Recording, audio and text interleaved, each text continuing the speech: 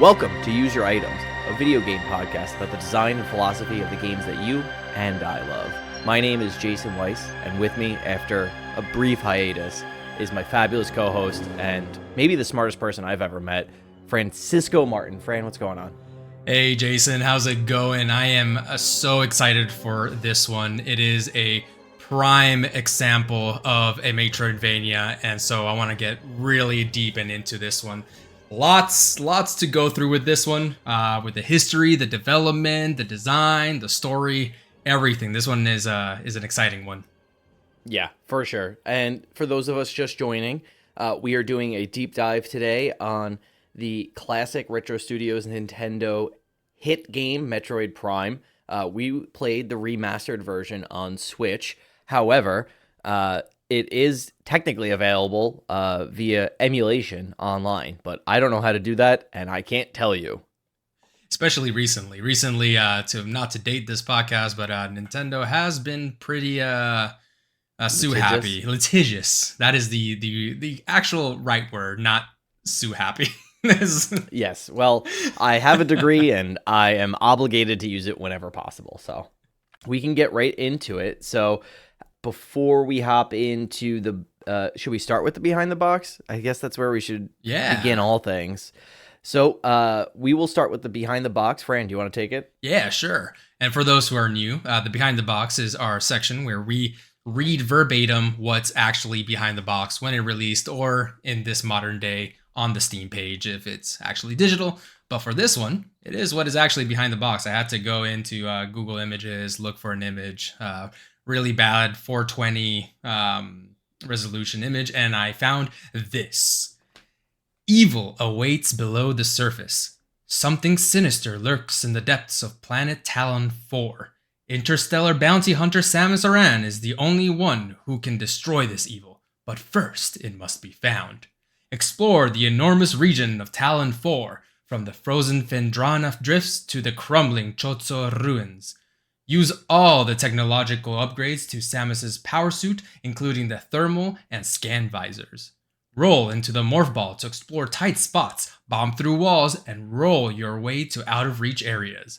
Wield powerful weapons like the wave and ice beams as you take on the space pirates and their legions. I love behind the boxes for stuff like this because it's like, if I didn't know what Metroid was or who Samus was, I cannot convince you that this would make me want to play it. But at the same time, it just feels so, I don't know, almost like sacrilege to me that somebody wouldn't know about Metroid Prime or Metroid and all of the history there. But I guess as things go on, we get less and less Metroids. Yeah, true. This one is an interesting one from the perspective, like what you were saying about, like, it's kind of weird to think that somebody doesn't know what Metroid is. But at the same time, half of the things in this description are things that are new to Metroid Prime. So if you're a new player to the series, you're like, I have no idea if the Chotso ruins is just mainstay Metroid ruins, or is it actually new for this? Who knows? Who is Samus Aran? Are they new? Are they old? Are they a boy? Are they a girl? Who knows? You don't get strong gendered vibes from the name Samus? No, I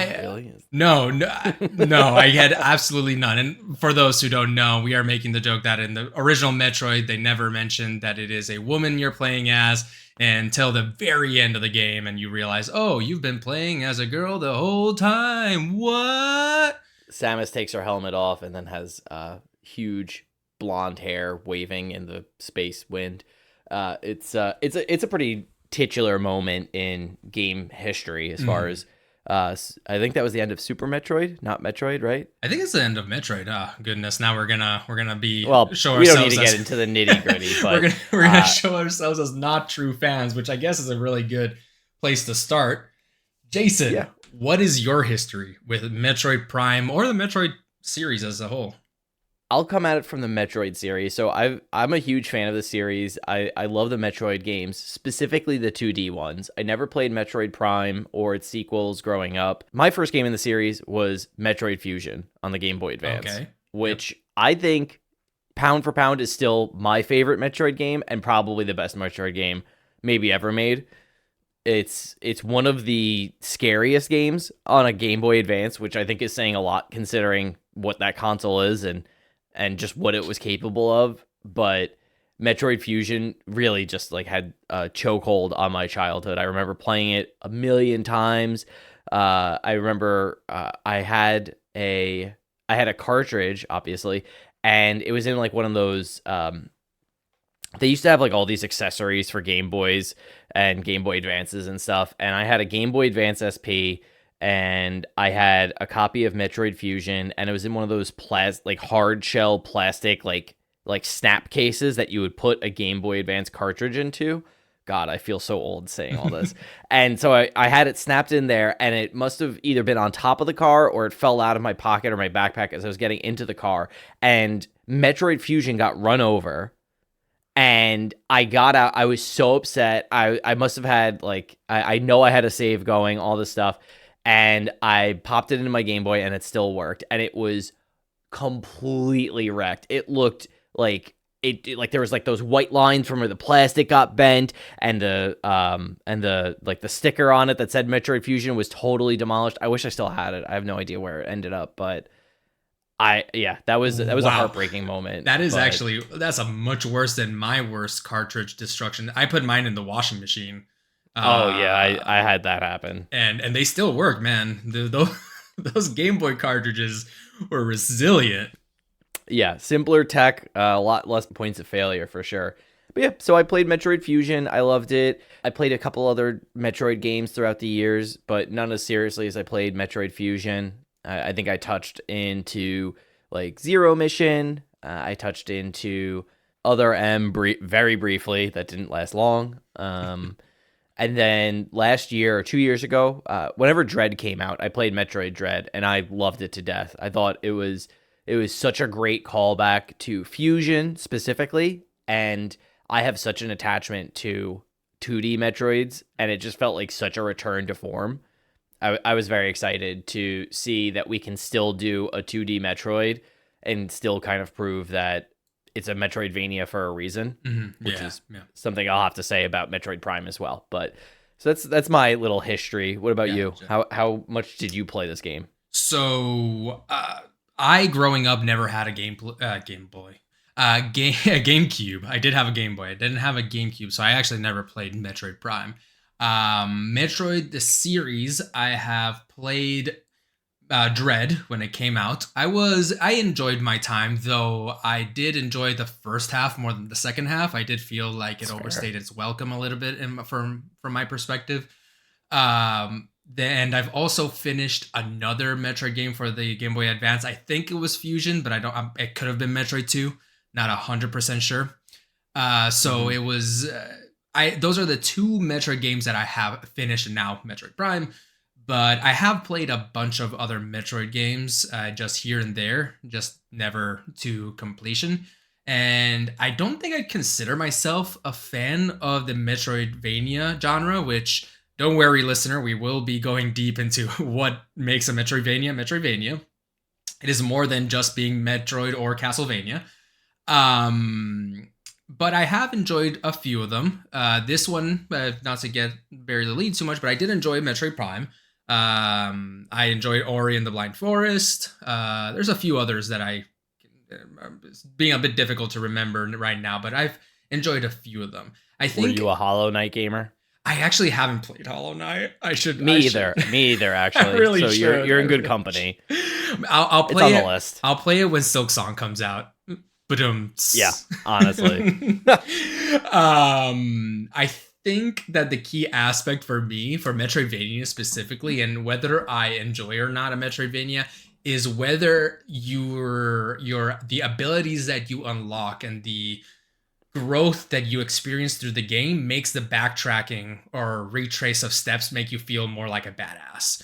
Because it's like something that I remembered very clearly about the Game Boy Advance game is that once you got like that dash ability where you can like run and like splatter some enemies as you run through them, that made you feel great. And you were like, I'm okay backtracking this area because I can run at the speed of light, killing anything in my way. And this just feels good.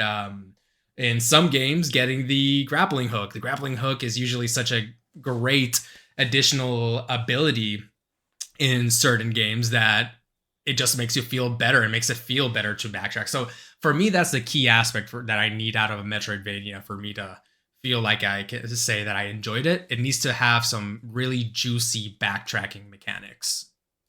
Yeah, I think that's fair. To me, I mean, backtracking's so integral to the series that it really does kind of come down to how do you feel when you're going back through it, like you said. I think that Metroid Prime did a pretty okay job with it. Not the best. It was not as good Definitely. as Dread or Fusion was, or other games that I've played in the in the genre. But yeah, I think that as far as like the progression of power goes, it's kind of hard to argue with like the way Metroid does it. Hmm. It's just like such a clear formula Hmm. that comes from Super Metroid Yeah. that or I guess Even Metroid. Castlevania, the big one, Symphony Symphony of of the Night. Night. Yep.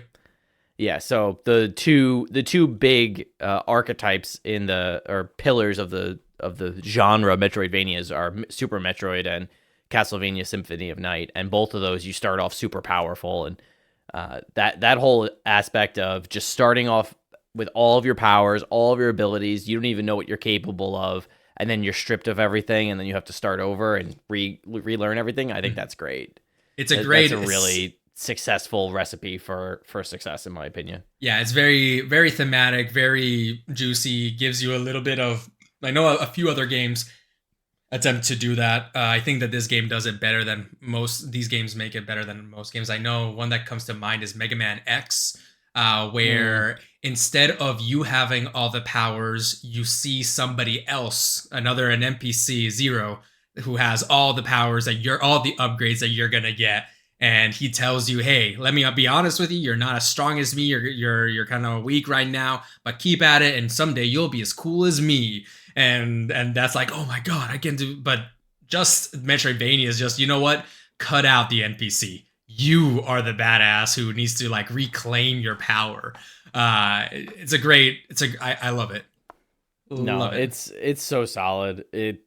It's very, it felt almost refreshing to boot up Metroid Prime and kind of get back into that mindset. I hadn't played a Metroidvania in a while, so it was like I said, refreshing, and just like I got really excited when I started because walking through the frigate Orpheon, and you get to scan everything, which is a new add to Mhm. Metroid Prime for sure.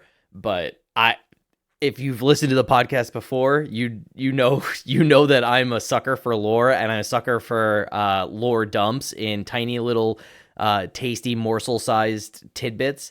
And let me tell you, Metroid Prime delivered, and again and again and again. It just wouldn't stop with all the things that I could scan. I would, if I could shoot while I was in the scan visor, I would never not be in the scan visor.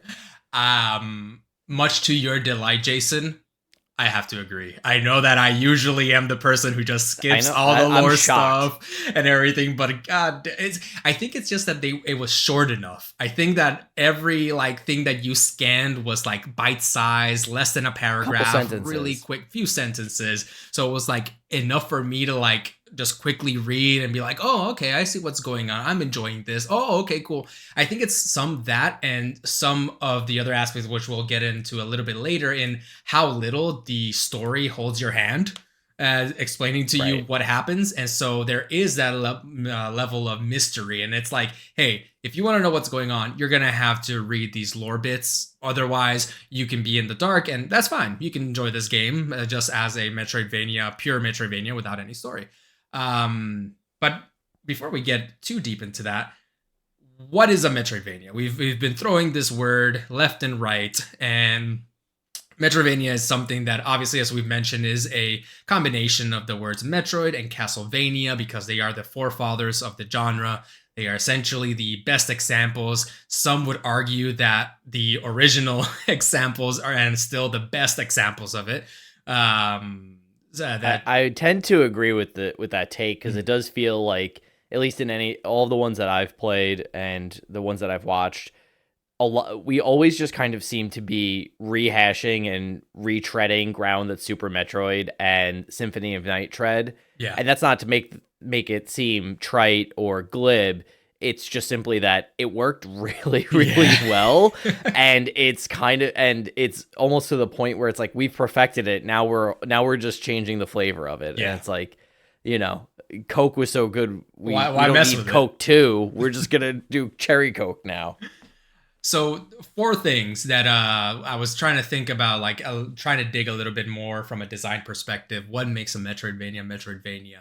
And I came back to 4 things that I feel like if you want to call yourself a Metroidvania, you must fulfill this kind of like checklist. Okay.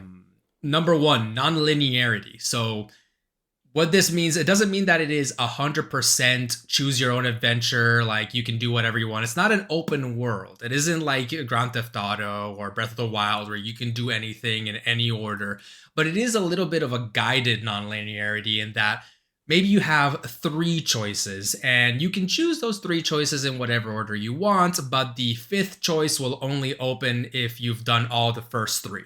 Right, so there is some level of gating happening where you can't just go all the way through to the very end of the game without having done a few other things. There are some hard gates in this game.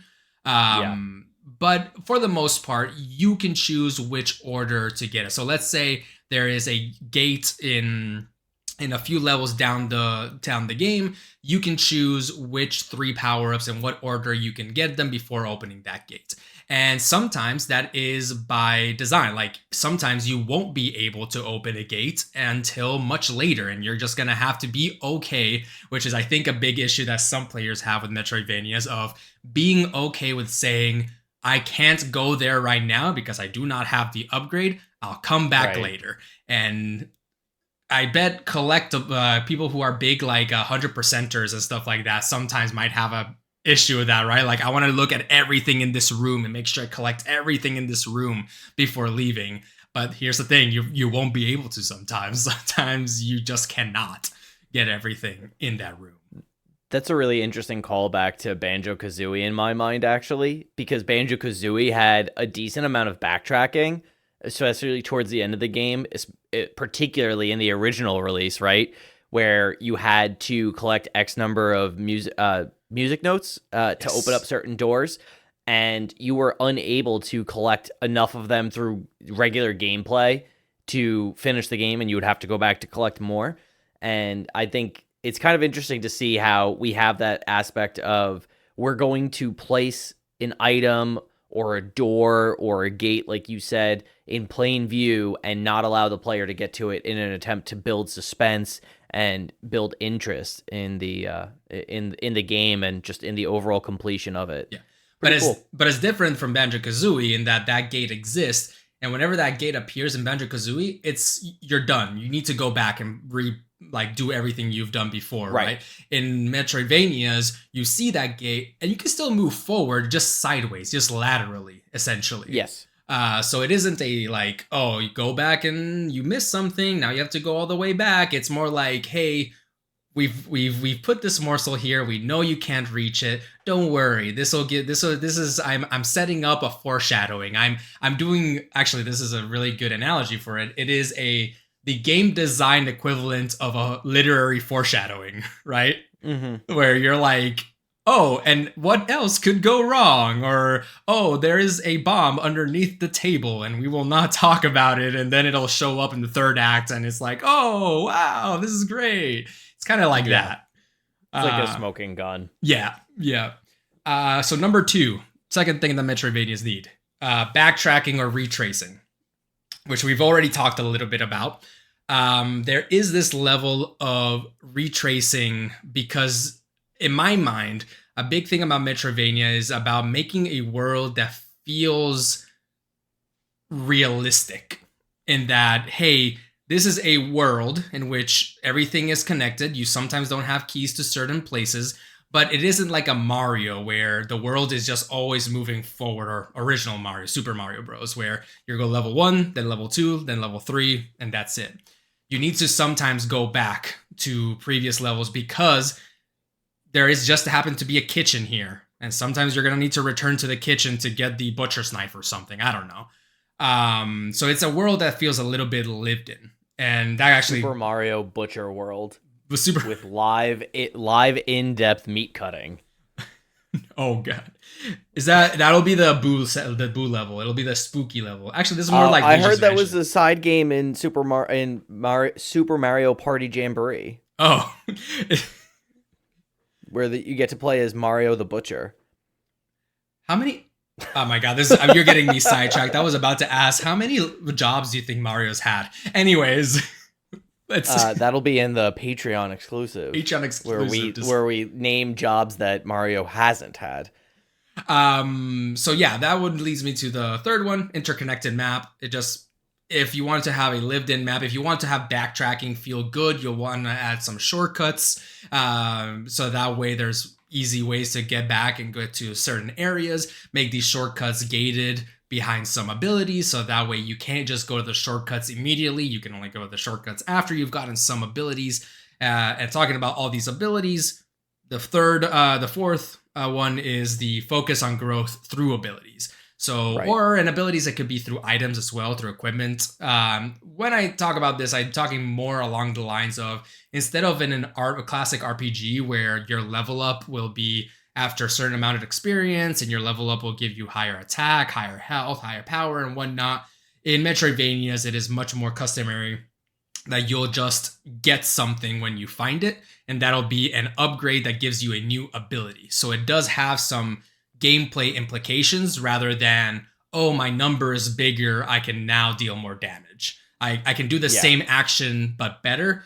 In Metroidvanias, a lot of the times is I can now do a different action that can let me do other things and move in different directions. It forcibly changes your perspective as the player and the player object in the game, right? Mm-hmm. Where you have different power. In this game, you have access to different beams that have different powers and different properties, and that will change the way that you can interact with certain spaces, either elementally, fire and ice, that sort of thing, or just in terms of your ability to unlock a particular door that's usually color-coded to a beam. What I think is kind of cool is that looking at this list of these pillars that you lined up for what makes a Metroidvania, is that a lot of this would apply to a Souls-like as well, particularly like any of the original FromSoft Souls-like games, the Dark Souls of the world, particularly Bloodborne feels very Metroidvania-esque. You have hard-coded gates that you can't pass through yet until you achieve you get to some point in the story. In Metroidvanias, it's usually tied directly to an ability that you have to unlock a door. And in a Souls-like, it's usually tied to you got through to a boss or something like that, and that created, maybe a landslide that opened up a door or something like that. Like, it's usually tied more to like things that happen in the narrative, as much or as little narrative there happens to be in those games.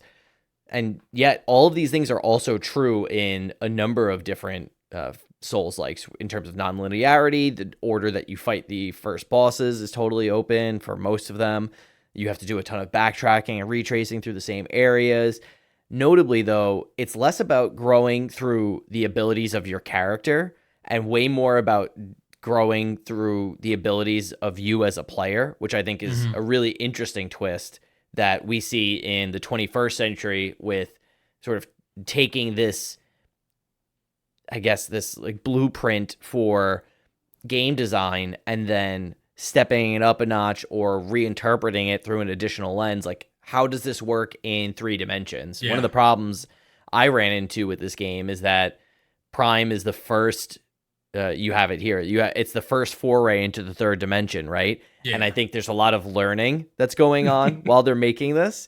And you can see in a game like Bloodborne, where there is so much understanding of how do we create the same experience that I had in Super Metroid or Metroid Fusion. How do I create that in 3 dimensions? And so I think it's really exciting to see Nintendo take this step, or Retro Studios in this case, take this step into a 3-dimensional space with, one of the titular pillars of Nintendo's catalog. Yeah. A titular pillar that, when we talk a little bit more about the development, is actually not that well regarded by Nintendo, unfortunately. It is one of the games that Shigeru Miyamoto has said in the past, I don't understand why people like Metroid that much. Yeah. It is a much more popular game in the West than in Japan. It joins essentially alongside Star Fox in the games that was more popular abroad, and any Right. sequels were brought about because of its success abroad rather than its success in Japan. But to give a little bit of a context about it jumping into the third dimension, and how well it did that. Their game was released in November 2002, so early aughts. You know it, you love it. The Super Mario 64 released in 1996, so this is around 6 years difference between what some would say was the first and best translation from 2D to 3D, right? Right. At the time, this is regarded as one of the best transitions ever.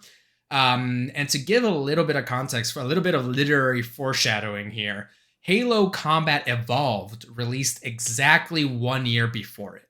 So November of 2001. Now, why would I mention that? We will see in a little bit, but right now, the reason I bring it up right now is just to give it a little bit of context in that first-person shooters on the console have existed for a little bit. It's about a year since Halo. Before that, we had Turok, your Dooms had made it to consoles, though Right. those obviously are very different beasts and all these things. But not to say that it is a wholly new idea, but it is a wholly new idea for A, Metroid, and for B, Nintendo specifically. And not so much for Retro Studios. It is their first game, but they were developed. A lot of the people in that team were from other teams that had made a first-person shooter, and we will talk about that in a second.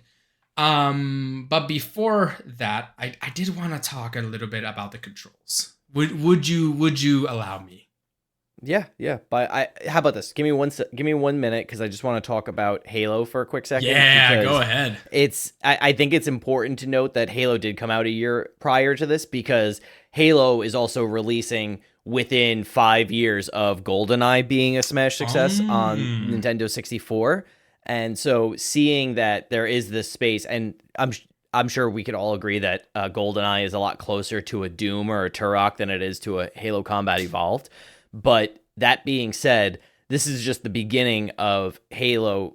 This is not Halo's peak, right? We don't peak at Combat Evolved. We peak at Halo 2, Halo 3 for the most part. And so this is sort of setting the ground for what will become the Call of Duties and stuff like that. And I think it would be remiss not to note that there has to be some sort of conversation internally at Nintendo as to what happened with a no-name like Microsoft making a no-name in the console world, making a console, making a video game, and then having it be as successful as Halo. Yeah. That being said, we all know Nintendo does their own thing, and they have wildly unique design philosophy. But Yeah. That's just my point on that, is that Halo is super, super important. And It Yes. was also a multi-release on console and PC. They didn't release simultaneously, but they were both available in that direction. Yeah, and not just from a gameplay development standpoint. A lot of people love to the fan art of Samus and Master Chief, just because they're two characters in these suits, is just like everybody just loves putting them together. I believe Monty of Rooster Teeth, or previously Independent, may he rest in peace, worked on some really cool animations where Samus and Master Chief fight and then fight together, and then all these. It was a cultural touchstone, not just from a development, Absolutely. but also from just from everything, every single angle. Yeah, I think if you were alive and a gamer in the early aughts, it was hard not to see some sort of corollary between Master Chief and Samus Aran. So I think it's irrelevant. It's definitely a relevant note here. Yeah. So I wanted to talk a little bit about the controls, because they are a little bit unconventional. Something I wanted to mention as before I move into here, I will be giving Jason the show notes for all the research that I made, but this one specifically, the two big ones that I looked into and really liked, are the podcast episode called oh no, where is the name of it? The podcast from the DGC episode 355, Metroid Prime bonus interview with Jack Mathews. Jack Mathews being a lead engineer in Retro Studios, creating Metroid Prime. A lot of goodies in there. And also the rocky story of Retro Studios before Metroid Prime by Blake Hester. Both of these articles / podcasts, lots of really good information. If you have time, check it out. There are a lot of other articles I will be posting, but those are like the two ones that I vouch for as being pretty dang good. I'll have them in the show notes at the bottom here. Cool. So the controls. So first thing to talk about, right? Like you're making a shooter game, a 3D shooter game, an FPS on the GameCube.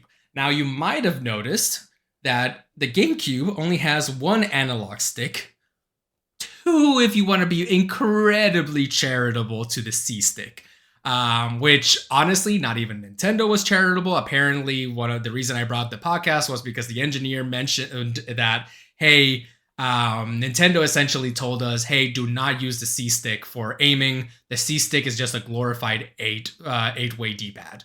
It is not meant to be used as an analog stick. So how do you make an FPS on the GameCube with just one analog stick? Well, I'll tell you how. Can we just take a second and just linger on the fact that Nintendo told their Retro Studios game developers, likely sometime before Nintendo bought Retro Studios or directly after they bought it, spoilers, but told them, don't use the second analog stick on our controller as an analog stick. Don't you dare. Like, that's just such an I don't know what goes on in game development. That's why I ask you these questions, Fran. But I feel like we're probably a pretty far cry from a point in time of a console manufacturer and a game developer and publisher telling the studio how to map the controls. Yeah, it's pretty much at this point. It is an interface, and you must plug into the interface or do a Guitar Hero, Rock Band, and create the whole peripheral yourself. Like, right? Like you take it or you pay hundreds of dollars and research it. Hundreds. It's only hundreds of dollars to make research and development. $200 and you can make your own controller. It's easy. You can do it in Blender. And we will see why Nintendo said this / made this decision for the GameCube later on. But essentially, to control Samus, you have the left analog stick, which again is your only analog stick, and you can move with it, pressing forward and back, but left and right rotates you. So it's kind of like car controls, if you can think about it. Like if you imagine it being a car where in a video game where you press forward and the car moves forward, but if you press right, it won't strafe you right, it'll just turn you right. So that's kind of like the analogy here for how to move Samus. It's traditionally referred to as tank controls. I thought tank controls was if you had two analog sticks and then left would do your left thread and right would have your right threads. I thought maybe. Okay. We'll do a little bit more research on that. I've seen this referred to as tank controls. Interesting. But your analogy stands true. Maybe it is like driving a car. Maybe it is a tank control, one analog stick tank controls, and I'm thinking like two analog stick tank controls or something like that. Right, like Resident Evil versus Metroid Prime. Yeah. Original. Okay. We'll talk about that later. So obviously, how do you aim? Well, here's what you do. You press the right trigger, which will lock Samus's movement, so you cannot move anymore, and then you can move the left analog stick to aim with inverted controls. This is the early days. People were still arguing whether inverted controls was better than not. So essentially pilot controls. Down is up and up is down. And then after you do that, you can press A to shoot. So that's how you shoot. So it takes 3 key inputs to kind of shoot, right? Like left, well, not to shoot, to aim and shoot. So analogs lock into place, move, and shoot. Luckily, this game does have a lock-on mechanism where if your reticle is sort of near an enemy, you can hold the left trigger to lock onto that enemy, at which point you can release the right trigger and actually move around while still being aimed at that character.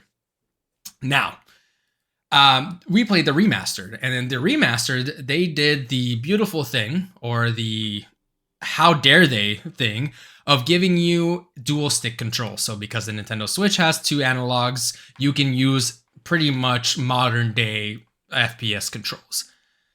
However, me being me, I was like, you know what? I want to experience Metroid Prime as it came out. I want to experience it with classic controls. Did you get to experience it with classic controls? So I only played dual stick. However, in my research, I did notice that there is classic controls, there's dual stick, and then there's Wii controls, or similar to Wii controls, where there's I believe it's gyroscopic with the tank locking controls, and then there is a like a free aim gyro control. Like there's a gyro control like the Wii, where you hit a button to turn it on, and then you can gyro the Switch or the whatever they're called, Joy-Cons, or there is like a full gyro, because it was something that my partner actually brought up to me, and she was like, "What? Like, wouldn't this be really cool if it was like gyroscopic?" I was like, "Oh yeah, I'm sure that must be an option somewhere." And then lo and behold, it was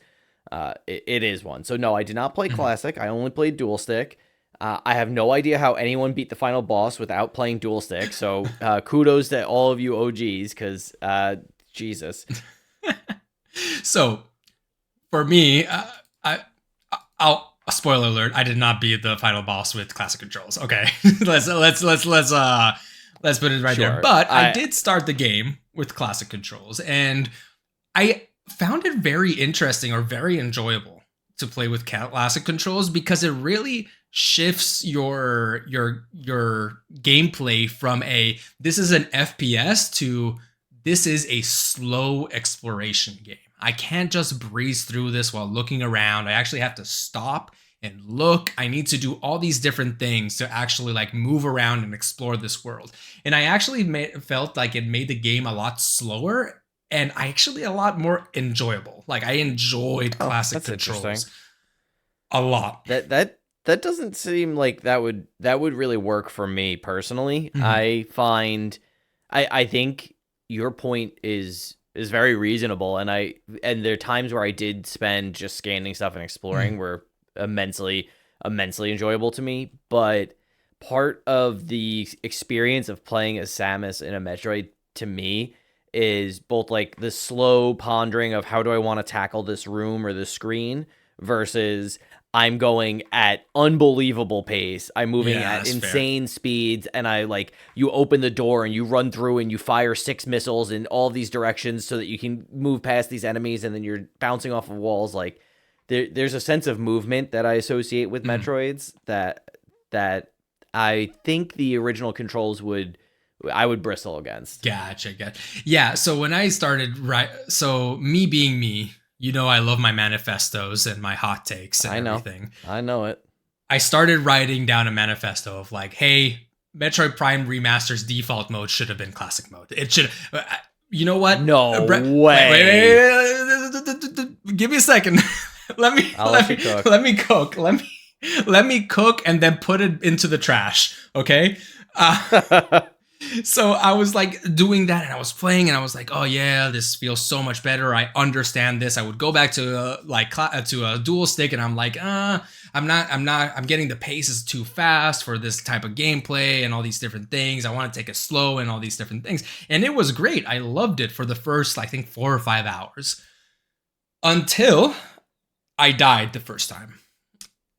And oh, I know it. And the first time I died, I was like, you know what? No biggie. I'll just load up a save. And I realized, oh my God, I haven't saved in an hour. Oh, friend. And I realized the problem with classic controls. Classic controls is great for exploration, but something key about exploration is the unknown. Not knowing what is there and looking around and discovering. That is such a key aspect about exploration. So once you've already explored a place and you just want to breeze past it, like you were saying, Hmm. now I need to do these clunky controls. This is now like you're pretty much punishing me to an unbearable extent. So I started, you know what? I'm editing my manifesto. Okay. Maybe you the first time you go into like you play classic controls until you find like you die or you're backtracking and then you turn on dual stick or something like that. Let's do something like that. Maybe this manifesto can be saved. Maybe my Oh 10,000 my god. page my Your Reddit diatribe. diatribe can be saved. And I was like editing, maybe if it was easier to switch between the two and all these things. And then something else happened. And honestly, it is a little bit of spoilers, so I'm not gonna mention it. But needless to say, I tasted my what I cooked, and I was like, what was I thinking? And I threw it in the trash. And when we get into spoilers, I will revisit what was the final thing that broke the camel's back, and why I do think that a dual stick is the default, should be the It's default mode. simply It's too good. better. It's just better. It's just better. Something I saw, I watched a video earlier today while I was thinking about the game. I had it playing in the background, and the creator of this video was also working on like a fan edited remastered project, like doing hand edits of texture packs and stuff like that, so that way people could emulate the game and have all these fresh like graphical HD updates and all this stuff. And one of the ways that they played the game originally was on a Dolphin emulator on their Steam Deck. And something they mentioned was there's like a really fluid like smoothness to using there's trackpads on a Steam Deck. I don't know if you've seen these before in viewer. If you haven't, they have dual sticks on a Steam Deck, but they also have these two trackpads that are like fairly sensitive, like laptop trackpads basically. And they would use that with a decent sensitivity setting to flick the camera so that they could like rotate really quick. I was like, that actually sounds like really smooth. But then I was also thinking, it makes sense in this game because the lock on is so snappy Yeah. that you can flick and like hold the lock and then grab something. Mm-hmm. That I think that would be a pretty cool way to do it. But yeah, dual stick is dual stick dual stick ripped on the DualShock controller for a reason. Yeah, I Dual cannot analog deny sticks are the way. all my hot takes and diatribes. I cannot be cannot save the classic controls. And so that I wanted to mention that. I know that some people were not some people, but I know that that It's a conversation. it's a conversation, I guess. It's discourse in the space. I see this. So this feels very similar to me. In the same way that there were discussions about the tank controls in Resident Evil 4. Mhm. So the original Resident Evil 4, also a GameCube release, did not have dual stick controls. It had tank controls. You have to stand and stop moving to shoot, which I think in that game everyone cites as a huge tension building design philosophy and principle that created so much tension and anxiety in playing that game. Mhm. And in all of the remasters since, what you end up getting is a more updated control scheme. And almost everyone who plays it says this is great, and this just makes the tension is still there when it's there, Mhm. and it just highlights that the tension in that game is really based on like where you are in the game and what's going on.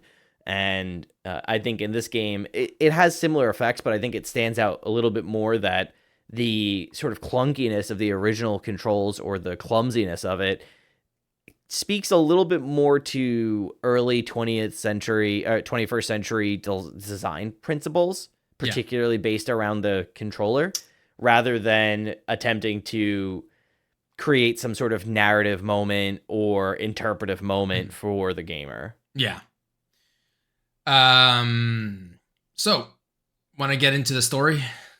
Yeah, we can get into it. I So I beat this game in 5 minutes shy of 15 hours, 14 hours and 55 minutes. I see here you said it took you a little over 15. According to the Switch, it said 50. It doesn't tell you exactly. It's telling me 15. My in-game was 14:25, I think it was, but that's Okay. not including reloads due to deaths, right? So that 1 hour, for that example, doesn't count your reloads? I assume not, because it doesn't have a continue. It has a load from, so I assume that it doesn't count those. So around 15 hours. If any savvy gamers know if the in-game clock is what it's counting, let me know. I'm sure we could find a GDQ or some sort of speedrun video that will explain it. But yeah, it took me about 15 hours. I felt like it was a little long, but mostly it was fine. But that's kind of like where I left it. There was definitely at one point, we mentioned that everything Metroidvania is one of the big things is being gated by abilities. This game does have one point where it's gated by items that aren't abilities, but they are just like keys essentially. And I feel like there's too many of them. I feel like we'll get into that. Yeah. This is a GameCube design principle at this point. Yeah. Or that was. So without too much preamble in the story, and basically there is a distress beacon that is picked up by the Federation, just nameless Federation. The bounty hunter Samus Aran is sent to investigate it, and there she finds a dilapidated ship filled with strange experiments. This is the frigate Orpheon, and so this is the very beginning of the game. You fly out and land on the ship, on the frigate, and you just start exploring it. And this is your introduction to the controls, introduction to all your different powers, and to some of the enemies. So you are walking through, exploring, and scanning these strange experiments, and it does not take too long for you to recognize that it is the work of the Space Pirate Legion, which is a species. I think this is just holdover from early NES writers just writing and throwing stuff at the wall, because they're called space pirates, which is a kind of like a species, but they don't really do any pirating. It's a little unclear as into this game. When you scan a space pirate, it says that their species is a space pirate, and they all look like vaguely reptilian, and it also seems like they have a pretty well designed like civilization as well, and just like organizing principles, and like maybe an economy. They get paid rations and wages. I don't know, it's a little confusing, but either way, it's the work of the Space Pirate Legion, and they've taken an interest in planet Tallon IV. And basically, while you're on there, you will fight some sort of parasitic queen, very reminiscent of the end of Super Metroid, and also the very beginning of Super Metroid. Nice little twist throwback there. And the frigate will explode, and then you have to escape, and you are left with a malfunctioning Varia suit, which is your special power suit, and you will land on Tallon IV to figure out what is going on and why are the space pirates here, and why have they been conducting these experiments. Yep. Very simple setup. Like we mentioned, just the losing your abilities is such a nice narrative, like through line with the design of it that really speaks almost as much, if not more, than what is actually being said.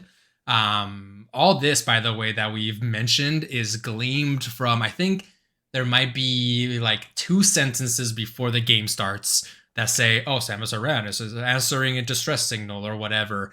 And then everything else is essentially you scan something, which I guess we should mention. You have this thing called a scan visor, which allows you to translate information from computer screens. It also has like kind of like this Pokédex type thing where you can scan creatures and it'll tell you a little bit more about the creatures and all these different things. And that's usually where you're going to get your lore in the story. You're going to get it from scanning certain things and reading it and figuring out, oh, okay, this is what this means. Yeah. Notably, there's no dialogue in this game whatsoever. There's no conversations. There is no exposition, like Fran said, except for the very beginning when we were told Samus is answering a distress beacon on the frigate Orpheon above Tallon IV. And so we're left with very little to know, which is not dissimilar to what happens in Super Metroid, and truthfully in other Metroid games as well. We have very few characters. We have Samus, we have the Space Pirate Legion, we have the Chozo, which is the quote maybe native race of Tallon IV, unclear as the beginning of the game.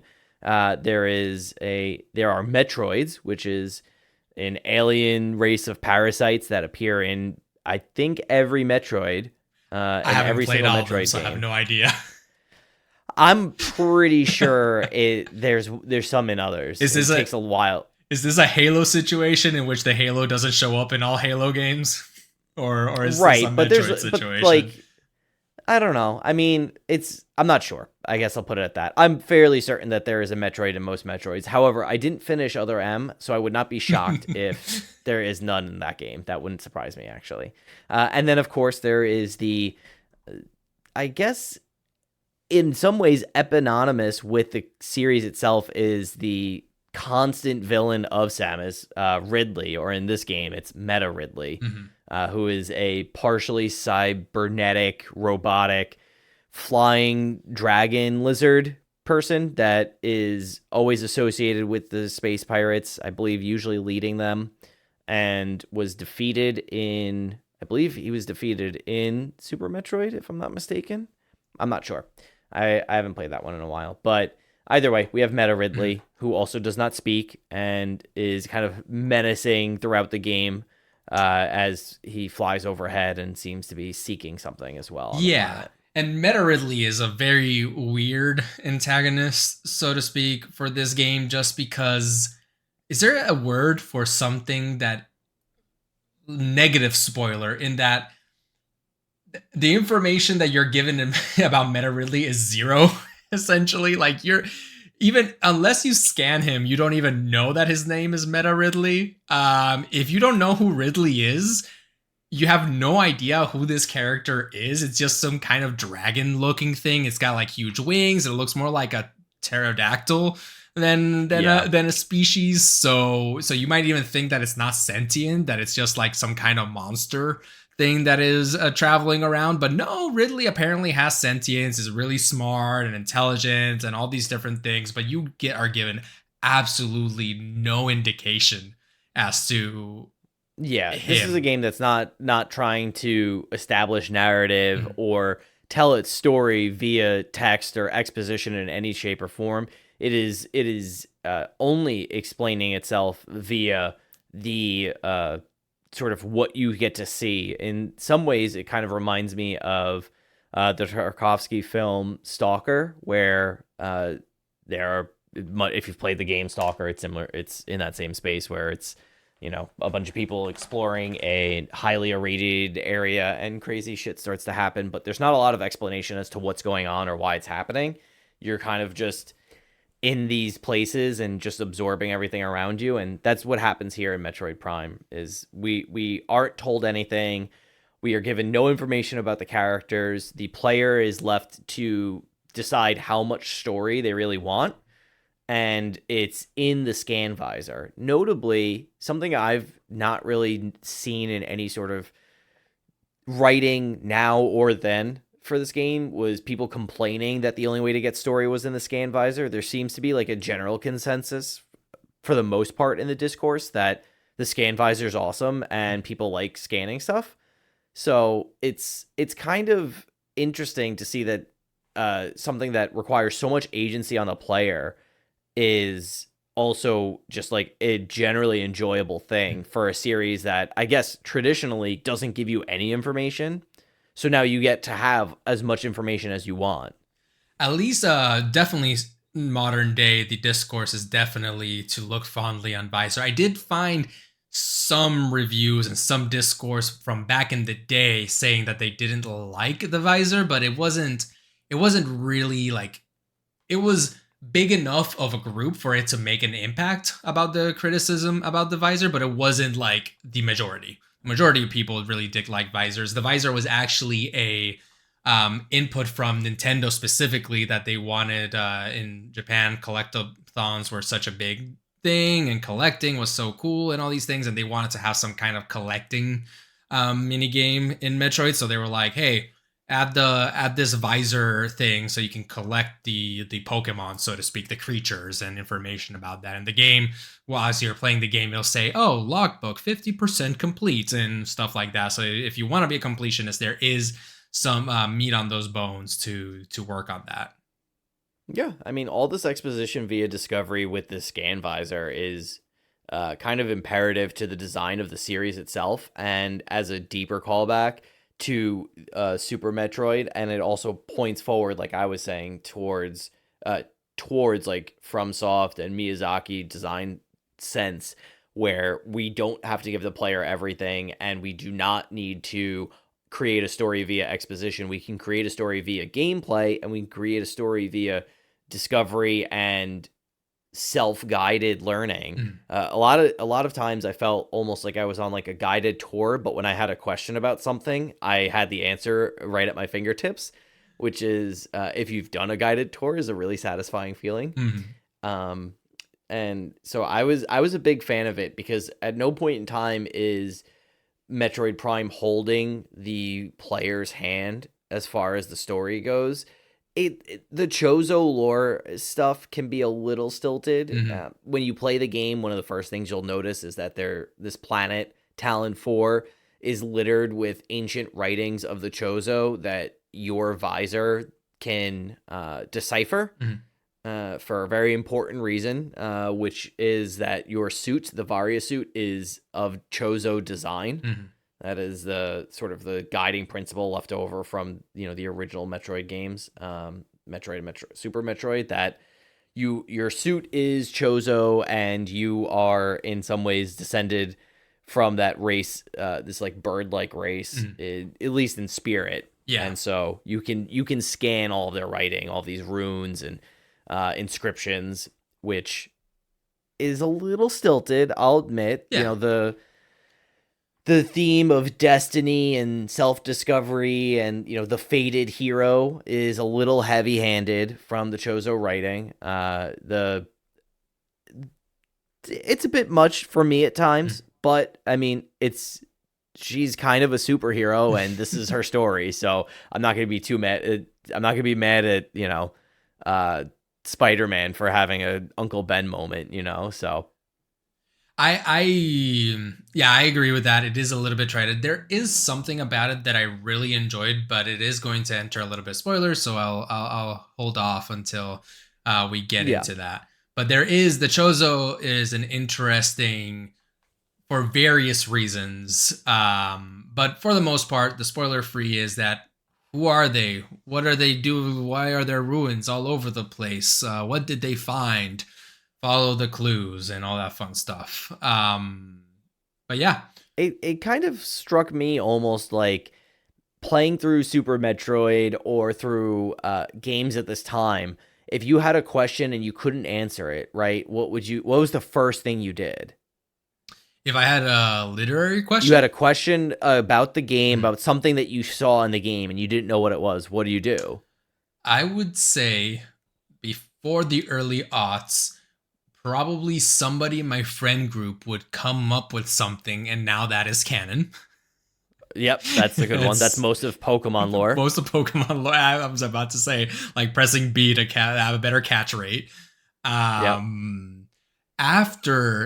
the aughts, I would say you either had a friend who actually knew everything because they read the 300 Halo books, and they actually knew all the lore to those things and all that stuff.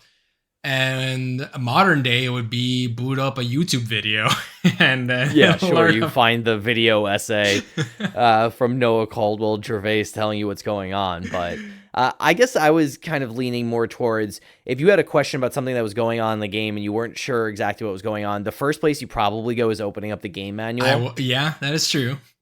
And so we don't have those anymore. RIP game manuals, time-honored, time-tested tradition of getting your game and then reading the manual on the way home. Nobody gets that anymore. And the manual sometimes spoiling parts of the game is like... Yep. Yeah, exactly. But the scan visor kind of creates a lot of that exploration and that sort of that satisfying feeling of learning about the world and becoming invested in it while also answering questions that you have. It's it ties right into the exploration and the mystery and the isolation that's kind of core to the experience of Metroid Prime. Something that has always bugged me about Metroid games that I think other series have done really well is that Metroid games are always so terribly lonely, and Yeah. they are very like there are no NPCs, there's nobody to talk to.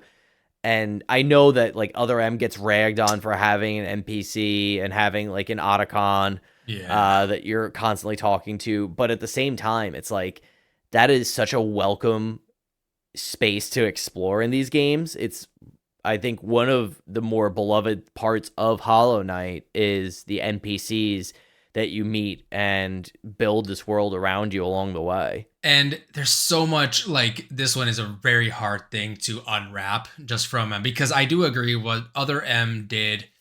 I don't like the execution, but I like the idea behind it. Yeah.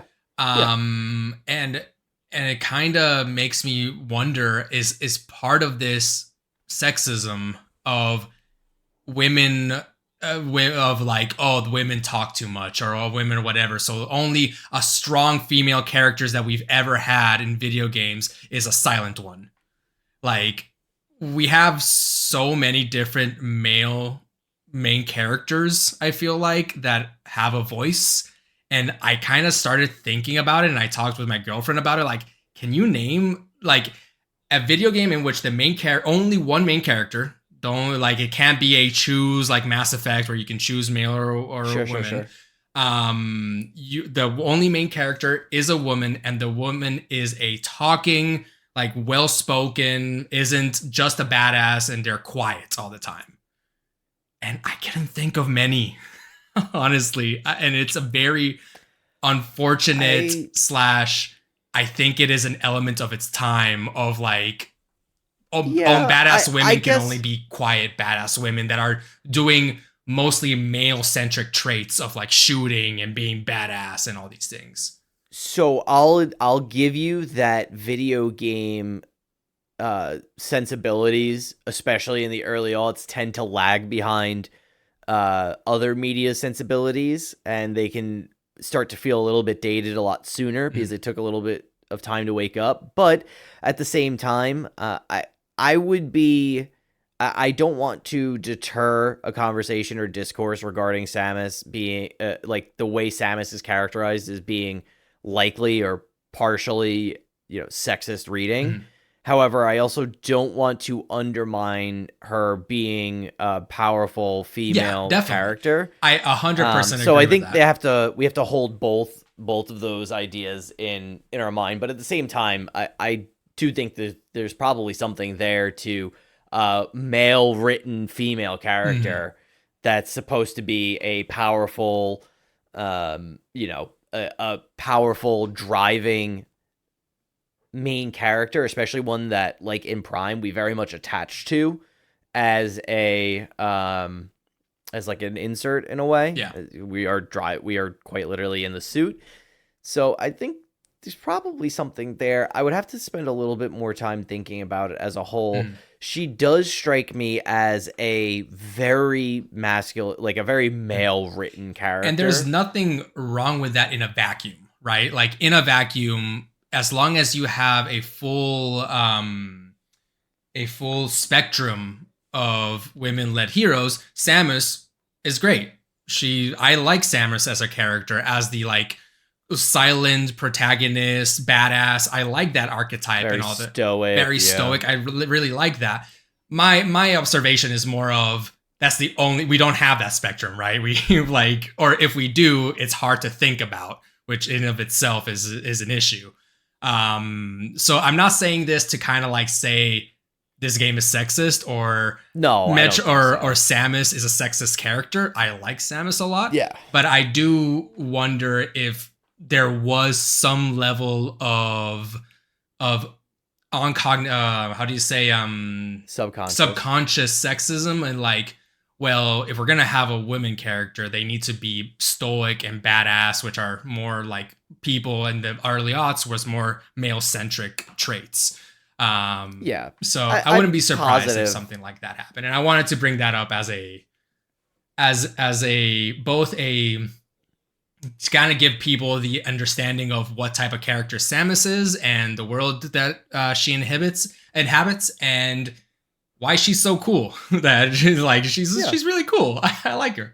I think Samus is a great character. I think she is very cool, and for the most part is, I think, a great character in the sense that she has been so canonically silent Hmm. over her entire career that she is oftentimes she gets most of her exposition and her storytelling via her actions, Hmm. which is I think in some ways a nice way to tell a character story. We don't have to have the whole story about John Master Chief. We have to just kind of see what does, Hmm. and that's also aided by the fact that Samus's timeline and her story isn't necessarily like the cleanest. Yeah. It's not like a direct line, and God willing, we'll never get a unified Metroid verse like they did to, Legend of they Zelda. awfully did to Legend of Zelda and kind of took all the mystery out of it and all the magic out of it. But there's there's like moments in Metroid Dread where you're just like, I am the hunter hunting these, Hmm. like, I'm not being hunted. I am the predator in the Yeah. room. And there's a sense in Metroid Prime as well, again, where you're like, I feel like the predator in the room. I Hmm. feel like I don't just feel like a badass. I feel like the boogeyman to the space There's pirates. a place where a sinkhole like opens up in front of her, and she's like, "Okay, let's go. Let me make sure that my Yeah. suit is working. Okay, let's jump in. Let's go." Like it's Yeah, she's sick. Like, it's awesome. she's But nothing if not a professional. yes, she is definitely a professional.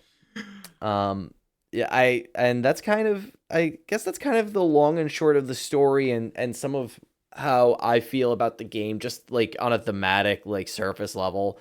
There's not too much going on here. Like, I don't think that there's a lot to dig into with the Chozo. They have prophecies, and their prophecies foretell of an entrusted one, right? Which anybody with the pulse is gonna know is Samus. Well, if we're gonna be talking about foretelling, which was kind of what I was trying to insinuate, is a bit of it's in the gray area of spoiler, not spoiler. The Chozo have the power of foresight. They can kind of They're prescient. foretell the future, which for me is such a genius. Like because at first I was like, why the heck are all these items that I just so happen to need all around? Like even if the Chozo made the suit, why are specifically the items I need in these rooms behind these puzzles? And the fact that at one point you learn, oh, the Chozo have foresight, that makes a lot of sense now, right? Like they made, Yeah, you can like have in your head canon, oh, they made these puzzles so that way the destined one can find them, but enemies cannot for the next thousands of years and stuff like that. I was like, oh, okay, that's a really fun, cute explanation to why the heck is there embedded in the roots of a tree is the morph ball ability, like yeah, like why? And I yeah. really like that. It's yeah, no, it's a nice twist. It's a good bit of lore for the Chozo, and it does kind of it. I feel like it works really well when you're on an alien planet and you're in the Chozo ruins, and things look so old and decrepit, but also like very powerful and mysterious and Mhm. ancient.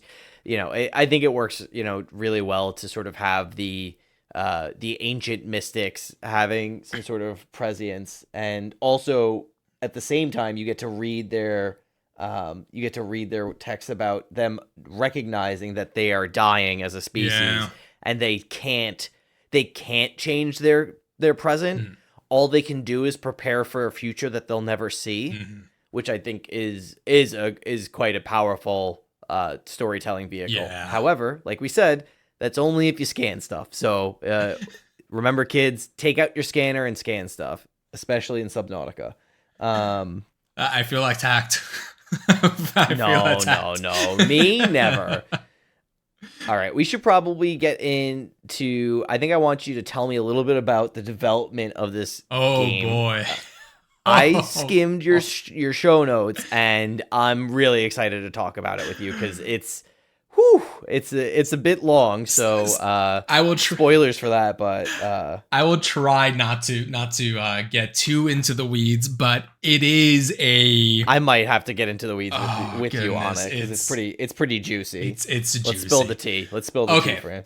So let's just say that the development of Metroid Prime was not the best in terms of development processes. But before we get into Metroid Prime and Nintendo, we need to talk about a person that founded Retro Studios. Founder Jeff Spangenberg. And I hope I'm saying that correctly. I think so. I'm just going to call him Jeff from now on.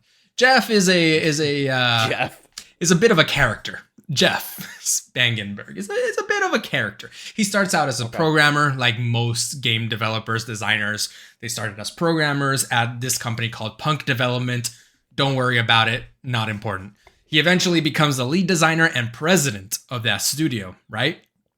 So he works up the ranks. He's programming a bit, designing some stuff, and eventually leaves Punk Development to found, and this might be another well-known name for some people, Iguana Entertainment. If you don't know who they are, they did Turok Dinosaur Hunter for the N64, which is another game that people ride or die for. And Aerial the Acrobat for the Sega Genesis, which was back in the day where everybody was trying to make their own Sonic/Mario platformer character. This is just a bat that can do acrobats. Haha, funny.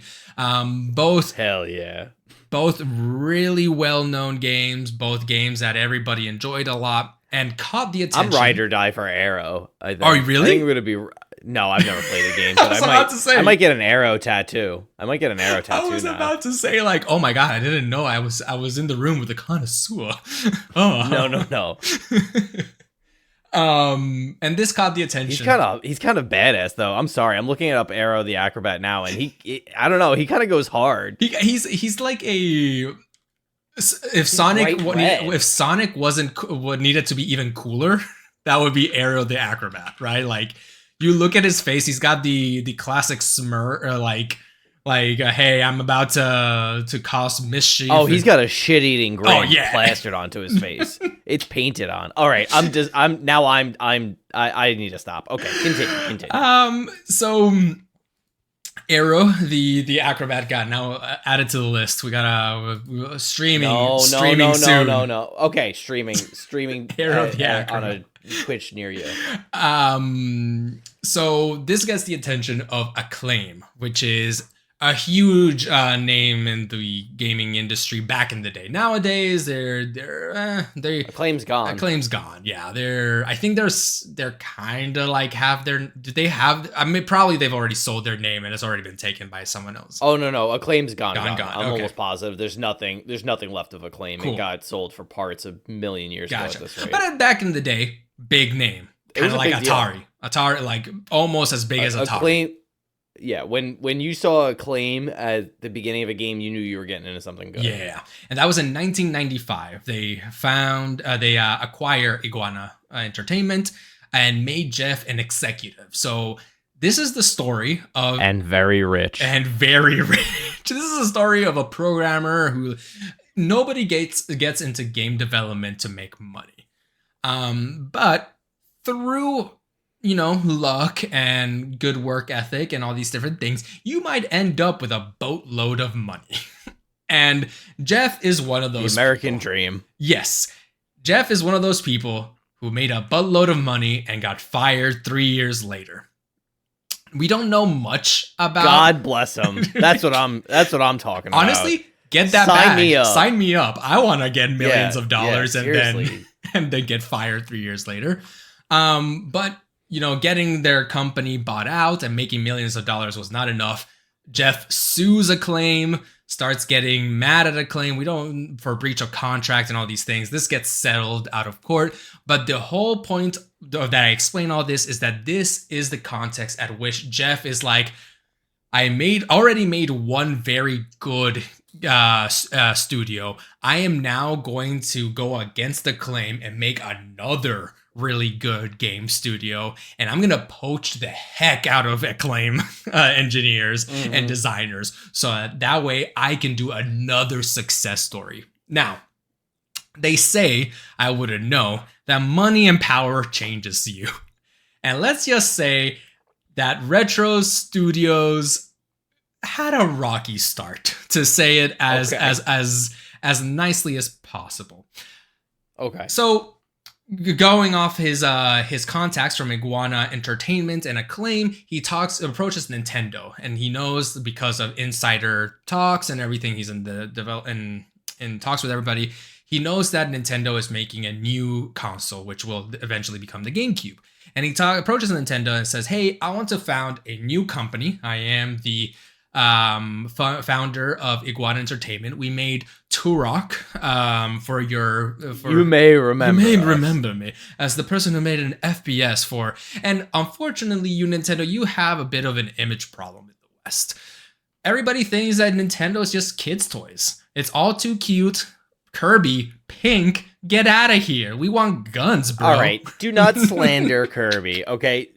Also, in the same boat as Metroid and Samus, Kirby has been maligned for years as the children's video game. Yet Kirby's probably the most you can kill God. It is the only Nintendo game in which you kill God over and over and over again. But anyways, you have a bit of an image problem in the West. You need more mature games. You need games with sports. You need games with cars. You need games with guns. And I, Jeff Spangenberg, am founding a new company, and I'm gonna be your second-party developer. How does that sound, Nintendo? Nintendo goes, yes, we do actually need somebody like that. Okay, you're hired. I don't know why I gave them that was awesome. I love to imagine Shigeru Miyamoto with a very stilted British American accent. And Nintendo says, okay, here's we don't know all the numbers, but some amount of money. We will maintain some amount of stakes in the company, but you will be the owner. You got the majority stake, and some other stakeholders as well. But we will have some stakes for you guys to be a second-party developer for the upcoming GameCube. You will only be making games for us, and that's how you get this money. And Jeff is like, bada bing, bada boom, awesome. We got this. we got the money. If you could have seen Fran's finger guns there, I think they could hear my finger guns like this. Yeah, it was pretty awesome. So they start with 4 projects. Now, one might question if that was the right move for a new studio with absolutely no games under their belt, with at this point in time around less than 100 developers, if it was such a kosher idea to make 4 games at the same time in 4 very different genres. The most important one that we'll be talking about is Metaforce, which is an action adventure game, but along them there was a car combat game, a fantasy RPG, and I think a football game. So they're a bit all over the place, and they're working on these 4 projects for the Nintendo GameCube. Problem number 1: nobody had a Nintendo GameCube development kit at this point in time. Is that bad? Let's just say that there are stories of designers making designs for something and giving it to engineers, and engineers being like, I've programmed this. Okay, can we see it? We have no renderer. We have no console. You're just going to have to trust that the game engine is doing its thing. Like command prompt, hey, I attack person. And then the command prompt shouts back, you've damaged that person. Congratulations, you've made football. Text-based combat? Text-based We've done combat. it again. We're going back to our roots. So. Oh my god. How do you not have... Do they just Did he just not buy the development kits from No, Nintendo? this was just Nintendo has always been very hush hush, especially back then with their development kits. And development kits had just not made their way to to Retro Studios. They were like, so this has to do a little bit with different working styles at Nintendo. Nintendo, I've heard that their designers, some of their designers never touch a computer, and they have to like think and write documentation about the game, like verbatim, like this is what happens, A plus B equals C, and all these different things, rather than a more iterative approach that I think that Retro Studios wanted to do, of like, we'll try something, talk with people, try something, talk with people, and do that over and over again. So it was a little bit of Is there a prevailing like design principle these days? I wouldn't say that there is a 100% prevailing. There are best practices Okay. in game design from a development standpoint, but it isn't necessarily like cut and dry. This is how to do it. A lot of game design these days is a lot of research, a lot of documentation, a lot of prototyping, and doing those stuff and playtesting, right? Like you're doing research, checking what other games do what and what works from them, what doesn't work from them, or not necessarily what works or what doesn't work, but just to give an example, I'm making a shooter.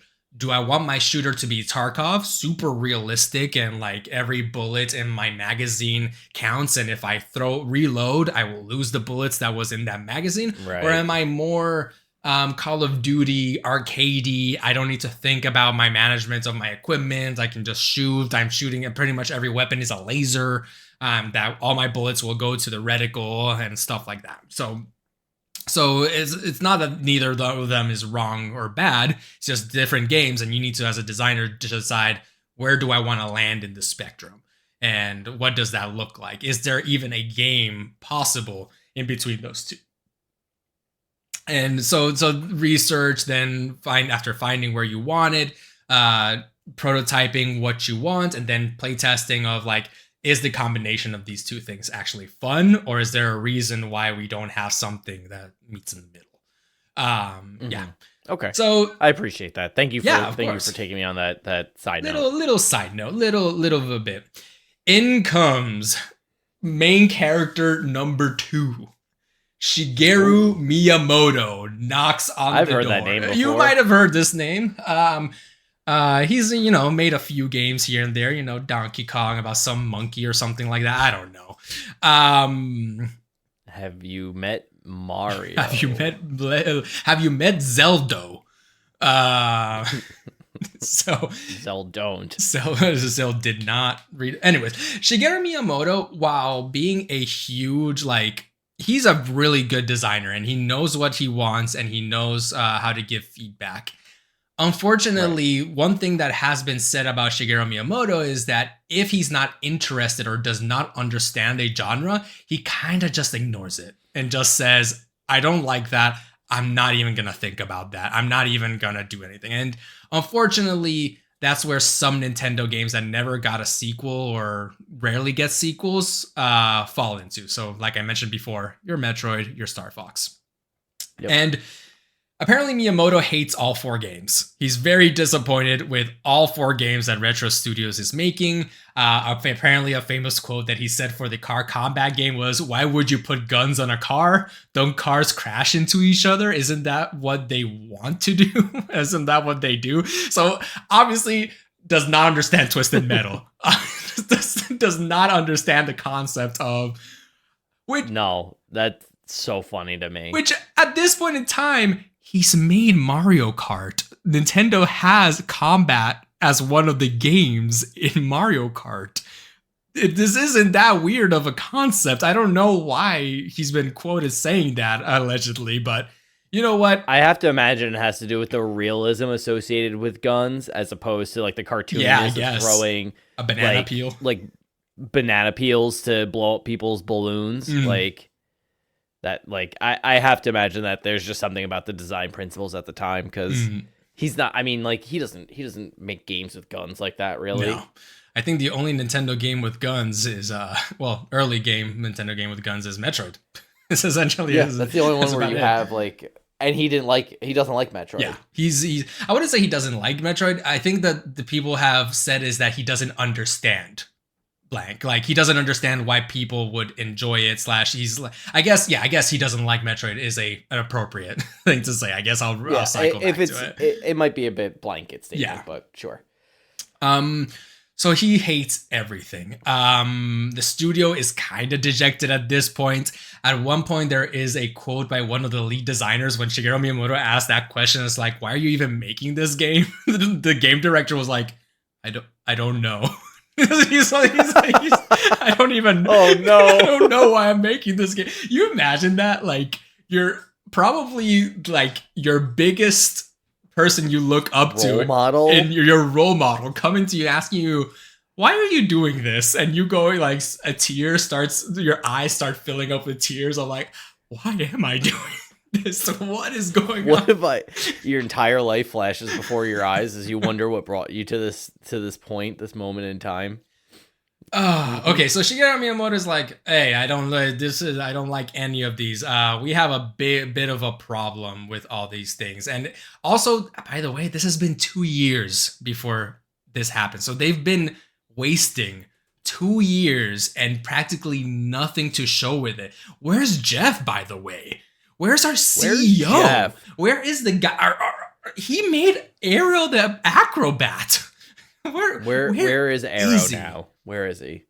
Well, I don't know where Aero is, but Jeff allegedly is living that rich money lifestyle.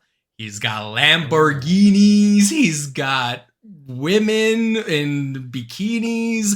He takes some meetings on the phone in his bath, like in his like jacuzzi with other women around. He's living like early aughts, toxic masculinity. Early aughts. This has got to be in like This is in '98. This is not.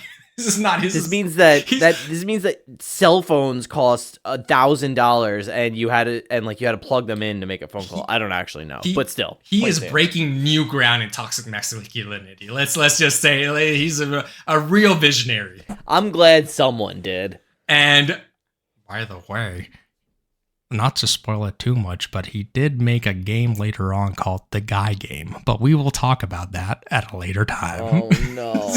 Oh, my God. That sounds so bad. So, Jeff, in all of this, is both checked out and checked in that I'm losing money. Nintendo is pissed at me for some reason. I don't know. I thought we were doing great. I thought we were doing 4 games for them. Why are they pissed at me? And Shigeru Miyamoto says, you know what? I hate all of this. I'm about to go back to Japan and tell Nintendo, the president, which I don't know who the president was at that time, that this is not going well. You guys I'm going to tell dad, and you guys are screwed and stuff like that. But before he leaves, he says, he walking by a computer and sees somebody working on Metaforce, which is the action adventure shooter. We don't know if it was a shooter, or maybe we do know and I don't know, but it's an action adventure game is what they called it. He looks at it and he goes, well, the game is bad, but the tech is there. Like, you definitely have some good engineers here working on something. The design is horrible, and I would never touch this with a 10-foot pole. Yeah, Miyamoto said all that. No, I'm just paraphrasing here. And he says, how about this? Cancel everything, keep the Metaforce game engine, and make Metroid, because I don't care about Metroid. You guys made Turok. We didn't make Metroid for the N64 because we had no idea what to do with it. Yoshio Sakamoto, who is the co-creator of Metroid, was like, I have no idea how to aim with an N64 controller, so how would you even control Samus? Even though we have GoldenEye, so I don't know, why not ask Rare? Because we're too busy collecting money from Banjo-Kazooie. So, with this blessing and with these curses, Miyamoto leaves, and Retro Studios starts under the assumption that we are going to be working on Metroid, and all hell breaks loose here. Jeff comes back in his Lamborghini with like a babe, leaves the babe at the Lamborghini, comes in, fires half of the studio. Which, by the way, not like fires half of the studio of like, hey, I'm sorry, take your stuff or whatever. More of, hey, we brought everybody into this conference room. While we're in the conference room, we took some managers to put in some envelopes on everybody's desk. If you have an envelope, congratulations, you've kept your job, and that's telling you what your new title is. If there's no envelope at your desk, start packing up and please leave. Oh my God. It was... Oh my God, the disparity of this guy coming in with like, he's got, I think some people mentioned that he's got definitely multiple garages, not multiple cars, multiple garages worth of cars and all these different things. And just the gall to not just fire half of the team, but in such an insensitive and heartless way. It was pretty bad. So bad that now Nintendo is hears Miyamoto say all these things, and they're like, what's Jeff been doing? And they start Googling. Well, not Googling, because Googling doesn't exist. They start sending their like fillers of like, what's going on over there? And they hear about all these parties and all these like, maybe drugs are involved and all these different things that Jeff is doing. And Nintendo, remember what Jeff said, you guys have a goody two-shoes image problem. And Nintendo is like, oh, well, we like our goody two-shoes like image problem, and we want to keep it that way. So Jeff, here are your options. We will either pull out, you will lose everything, you will not get Metroid, even though we've mentioned that we'd be interested in doing Metroid. We haven't signed anything at this point. Right, of course. We will pull everything, or you take $1 million to walk away and sell Retro Studios to us. Which, by the way, $1 million is nothing. $1 million, he's already probably spent hundreds of millions of dollars in the 2 years to develop nothing. Right. He's just burning money doing like 4 projects that are just air. Yes. So this is very much a Nintendo takeover saying, we do not believe you anymore. This is it's going to either be our way or the highway, or honestly, both ways are the highway. In fact, after he accepted the $1 million and he was fired, like shortly after, like immediately. Yeah. And then I think the QA director of Nintendo of America took over or something like that. And under their supervision, they did a great job. Development was still chaotic. They still didn't have GameCube development kits. Many of the engineers, even though they had were really good engineers, they might not have known the software process for game development. There were time zones differences with Japan, multiple layoffs, all these things, all this chaotic stuff. Crunch, according to a senior artist, James Dargy, once they were working on Metroid, it took them about like 6 months to do the first level that Nintendo was like, this meets our quality, our bar of quality. Oh, by the way, you have less than a year to do the rest of the game because you guys have this is like, what, 5 years at this point in development, like 98. Like, you got to push it out. Yeah, so you got to push this out. This is ridiculous.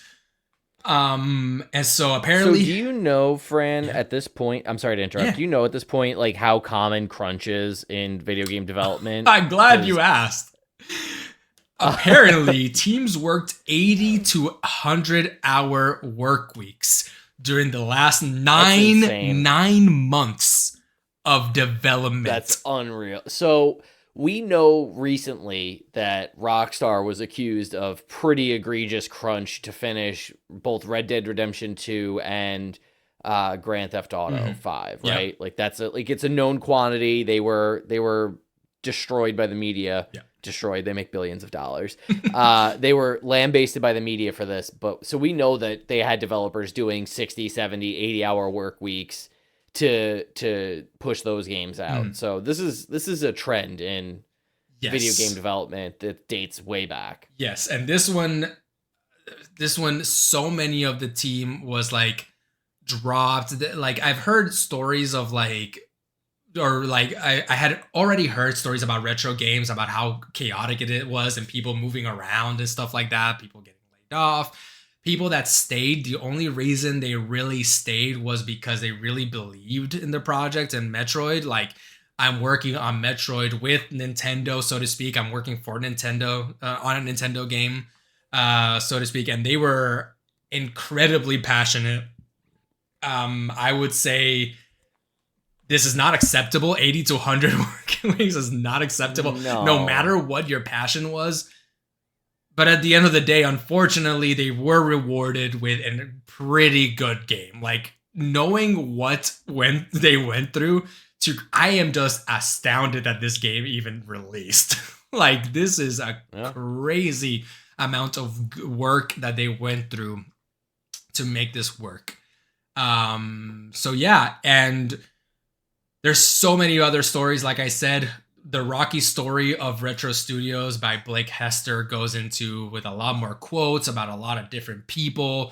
But I think that's where I'm going to pretty much leave it of like, hey, if you wanted a crazy story like DreamWorks versus Disney, this is like crazy as it gets. I was getting DreamWorks versus Disney vibes from this conversation because it's like unreal to think about a mainstream Nintendo series like Metroid. I guess it has kind of fallen out of favor after the 64, but having such a tumultuous development history that's just so rife with just like spendy, like crazy, like 90s spendiness and like traditional CEO bullshit and just kind of like scummy practice on top of like it from what I understand, like, you know, Japanese work culture to force the game out because again, like, you know, 80 to 100-hour weeks because they had a year to finish the game or see you later. Yeah. And I really hope, like, I probably not, maybe this is the optimist in me, but I really hope that anybody who stayed for those 80 to 100 work weeks were at least had a huge stake or revenue share in the game, because the game does gangbusters. The original GameCube game makes sells 2.84 million copies. Is that worldwide? That is the most recent, worldwide. So back in the early aughts, that's pretty dang good for GameCube. That's incredible. That's extremely solid. On the remastered, it sells another 1.36 million. So pretty much like they almost hit another 2 million re-releasing the game. And they did hit 2 million if you consider the trilogy series that the ports that they made for the Wii. So they released for the Wii. That one didn't do as well as it was 0.4 million. So 400,000 around there. So not as much, but yeah, on an old game where they didn't have to do as much work. There wasn't a lot of updating for the Wii.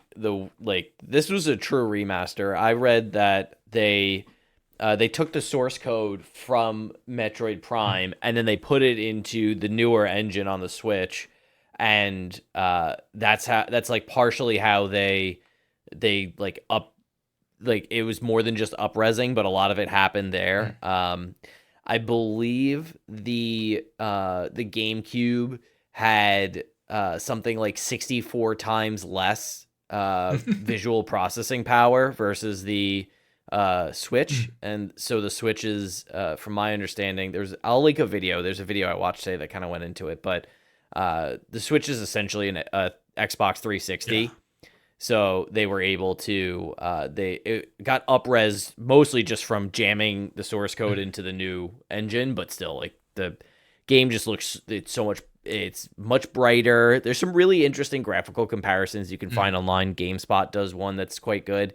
And it's just interesting to see that a game that is mostly lauded as being so gorgeous and so, like, resolute in just, like, edge of graphical prowess and fidelity as far as a GameCube is concerned, or the early aughts are concerned, than still having like incredible reviews on how it looks in 2024, right?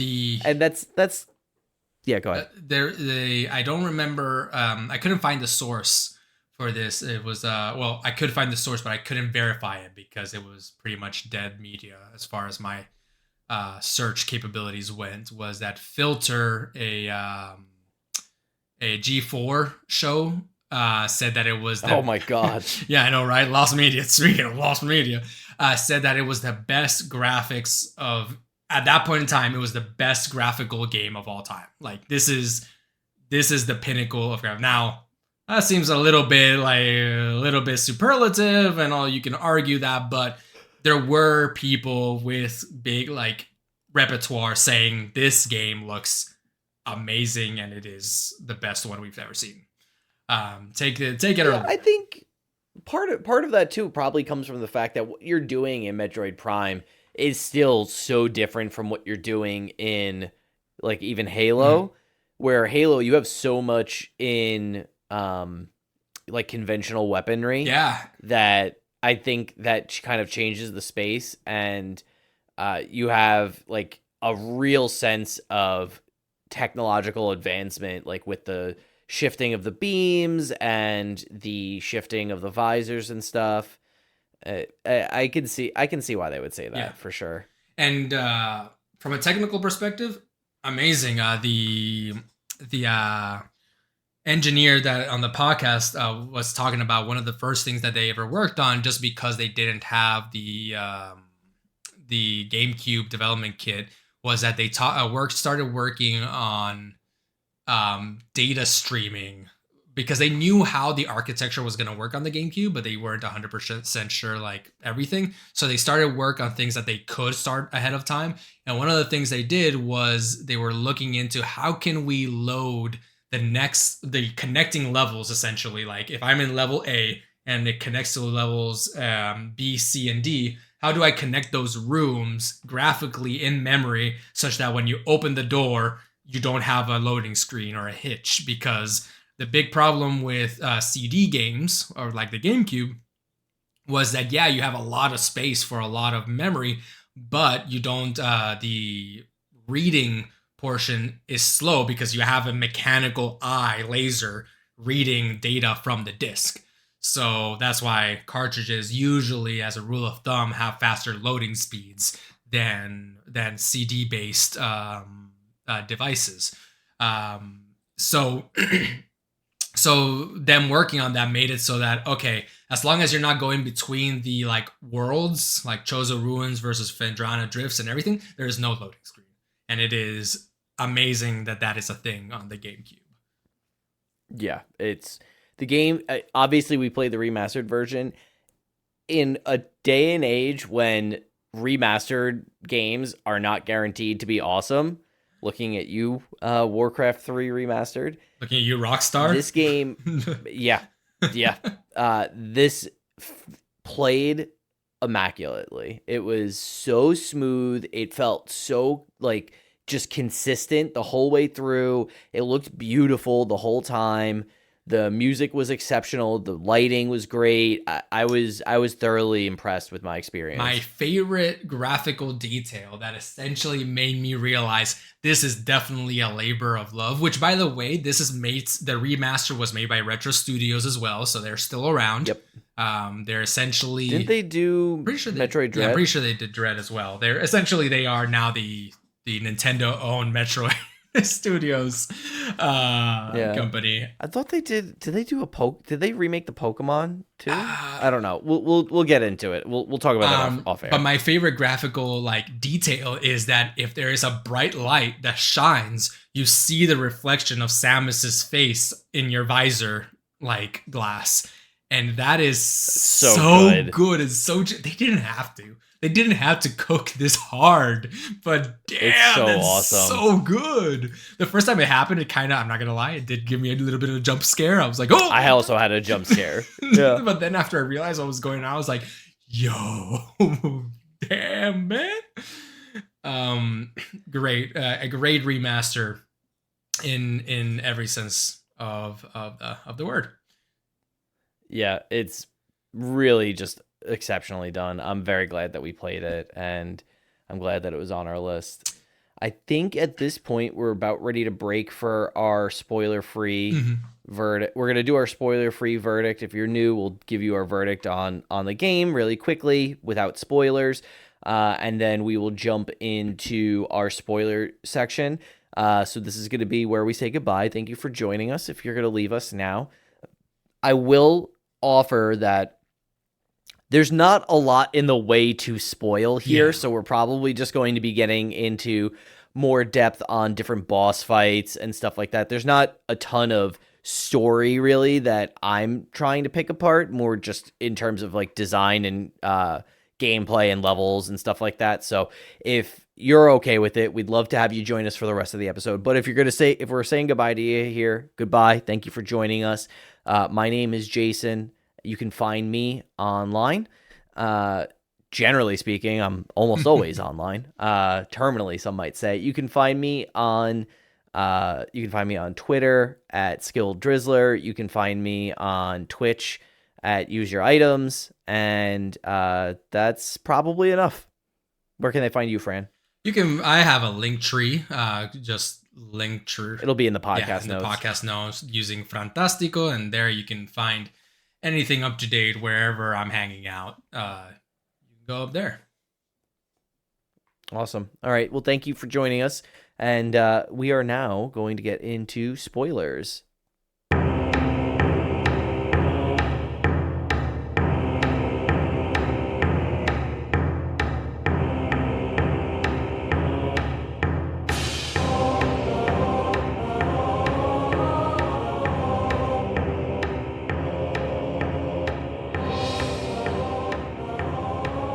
Welcome back to Use Your Items. If you took a break with us, and if you didn't, thanks for sticking around. You're great. We're going to get into spoilers now on Metroid Prime. Like we said in the first section, there's not a lot in the way of stuff to spoil here. We can kind of run through a quick synopsis of what happens in the game. This is not going to be very poetic, so I'll just rip through this real quick. Yeah, sure. If you're cool with that, Fran. So Samus makes her way through Tallon IV, getting upgrades and defeating baddies. Bad guys. We learn about the Chozo, now long extinct, and their plight. All of this is via scan data, right? Long ago, a meteor struck Tallon IV. The impact didn't destroy life on the planet, but it did introduce the Great Poison. There's some sort of biological entity that rode in on the meteor. Gifted with the power of foresight, the Chozo learn that they will soon cease and make preparations for a future savior, the Entrusted One, to rid the planet of the Great Poison and keep it from spreading across the universe. The space pirates found Tallon IV and the Chozo ruins, along with their knowledge about the Great Poison, which the space pirates call phazon. Phazon is a particular type of radiation in the game. It is bright blue. It looks like it looks bad. It looks like it's gonna hurt you. They learn how to harness the power of it for their weapons and for additional biological mutations, which is some of the experiments that they're conducting on the Orphean frigate. And then Samus must put a stop to the mining of Phazon by ransacking their labs, their quarries, and eventually heading straight to the source. We learn that the source comes from the Metroid Prime, which was the entity riding along on that meteor so many thousands of years ago. Metroid Prime is an ancient alien, and it is up to Samus to defeat the Metroid Prime. And at that point, the game that's it. That's the end of the game. So. Notice how we didn't mention once Meta Ridley. There is a fight with Meta Ridley. I also agree this is a problem, but at the same point, it's like I played Dread before I played Metroid Prime. Mm-hmm. So my internal canon is completely out of whack because I'm like, yeah, of course there's just going to be all of these random bosses that we've known for like a million years that just show up and Samus just kills them. Like that's what the game's about. But in reality, this was the first Metroid game since Super Metroid. Like, who is Ridley? Like, why are we here? What's going on? You have one fight. You see Ridley once when you land on Tallon, when you enter the Phendrana Drifts, at some point you see Ridley flying overhead. That's it. Yeah. And then you fight him, and it's a fight. It's definitely a fight. That was one of the worst fights in the game. I think that the biggest spoiler, I guess, the biggest plot twist, so to speak, in the game is the great poison being Phazon, because you hear about this great poison, and there is actual like green ooze, biological ooze around the world as you're playing that you do get rid of, and you think that that's what they're actually talking about. But you kind of get rid of that pretty early on in the game, and they keep on talking about the great poison, and you're like, but I already got rid of it. It's come on, it's easy, whatever. And then you realize, oh no, the great poison is this very alien as in the movie esque a creature that is called a Metroid that hooks onto your head and tries to suck your life force, which is God, what a horrible Metroids. I don't think aged well in the sense of them being scary, but they are they are great, like as the titular villains of the series. Although things get a little crazy when we get to Metroid Fusion, when we get to Parasite X or something like that. Yeah. That like fuses Samus's DNA. I will get that's not spoilers for a different game. We don't need to get into it. I love Metroid Fusion, so it's hard for me to separate them. But yeah, I think just like as far as the story goes, there is a little bit of a twist with like getting rid of like the poisonous water when you kill the big plant, and then that becomes you realizing that there's more going on as you learn more and more and more about the planet and the Chozo and the space pirates. But I guess from my experience, I really had a sense of like there's like almost like a 3-part act of the game, and it's like there's the first act where we have all of our powers. It's very short. We land on the planet. And then there's the second act, which is everything that leads up to you fighting mostly space pirates. Yeah.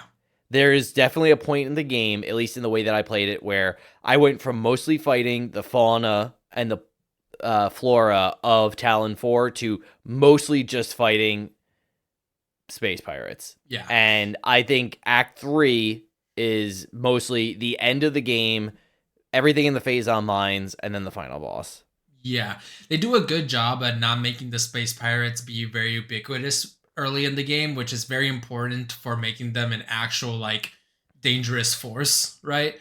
Like if you see them from the beginning and you can still kill them while you're underpowered without like the full charge beam and all these things, that would kind of sell them short as a villainous crew.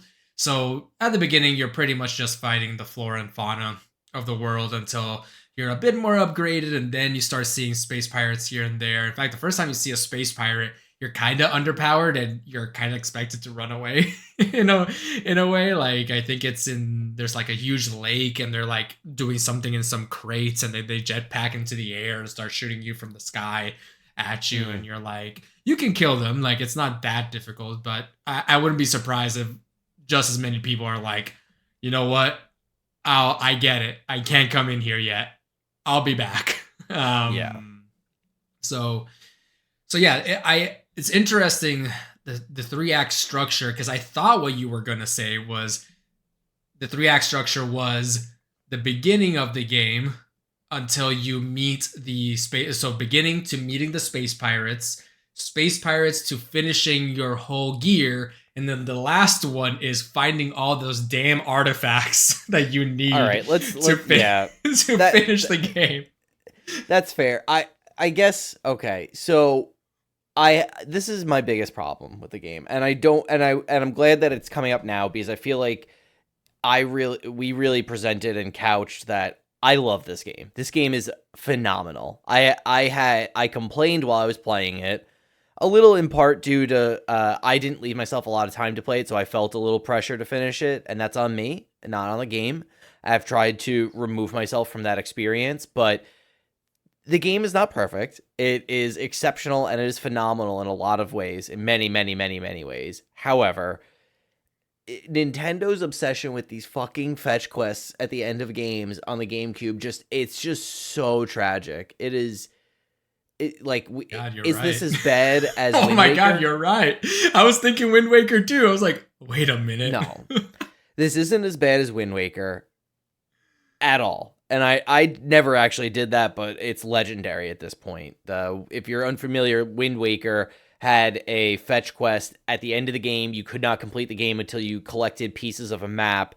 But to get pieces of a map, you had to collect a currency that you had to trade into Tingle, and the only way to collect it was by sailing around the ocean randomly. It was a disaster. It took forever. They fixed it in the remaster or whatever it was. But at the end of the game, you are expected to collect and return 12 Chozo artifacts. And you can collect some during play of the game. In fact, it's almost unlikely that you won't. Yeah. However, by the time I started collecting artifacts, I had 3 or 4. Me too. And you could have probably had closer to 5 or 6 if you knew what was going on. You can collect all 12, but the problem is that because of the nature of a Metroidvania, where you don't know if you can collect all of them until you have all your gear, that what's the point, right? Like, am I really going to take 30 minutes to an hour looking for artifact X that I know is in this room just to realize, oh, actually, I don't have the upgrade yet to get that artifact. So you end up leaving it till the end, and then it just becomes honestly not that long, but still annoyingly long. Like it's annoying. It's at most like an hour or two, but still it feels like it stops forward momentum so much. It's very slow going, and you end up spending, I think, as much time trying to maneuver the map, which is a misery. Maneuvering that map when you're trying to go between the room that I'm in, the map that I'm on, the section of the world map I'm on, to the section of the world map that it's attached to, because I think this elevator goes to this part and I need to be over here, because some of these levels are like some of these, I guess I'll say, biomes. I love every single biome in this game. They're all phenomenally designed. The music design alone in each area is so evocative. I mean, the fact that they reuse Norfair's music in Magmore is just great. Like, Magmore's so much of this my game, favorite.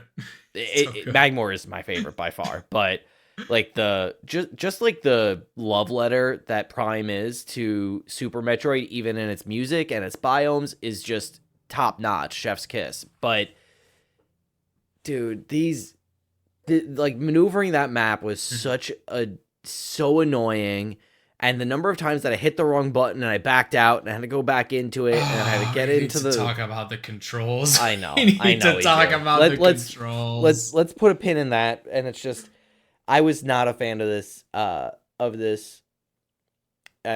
like this fetch quest. It just felt tedious, and there was just a few too many times. I guess what I'll tie this into is that backtracking is necessary in a Metroidvania. I know that. I am completely okay with that. Fast travel is usually not a function in these games as well. I know that, and I understand that.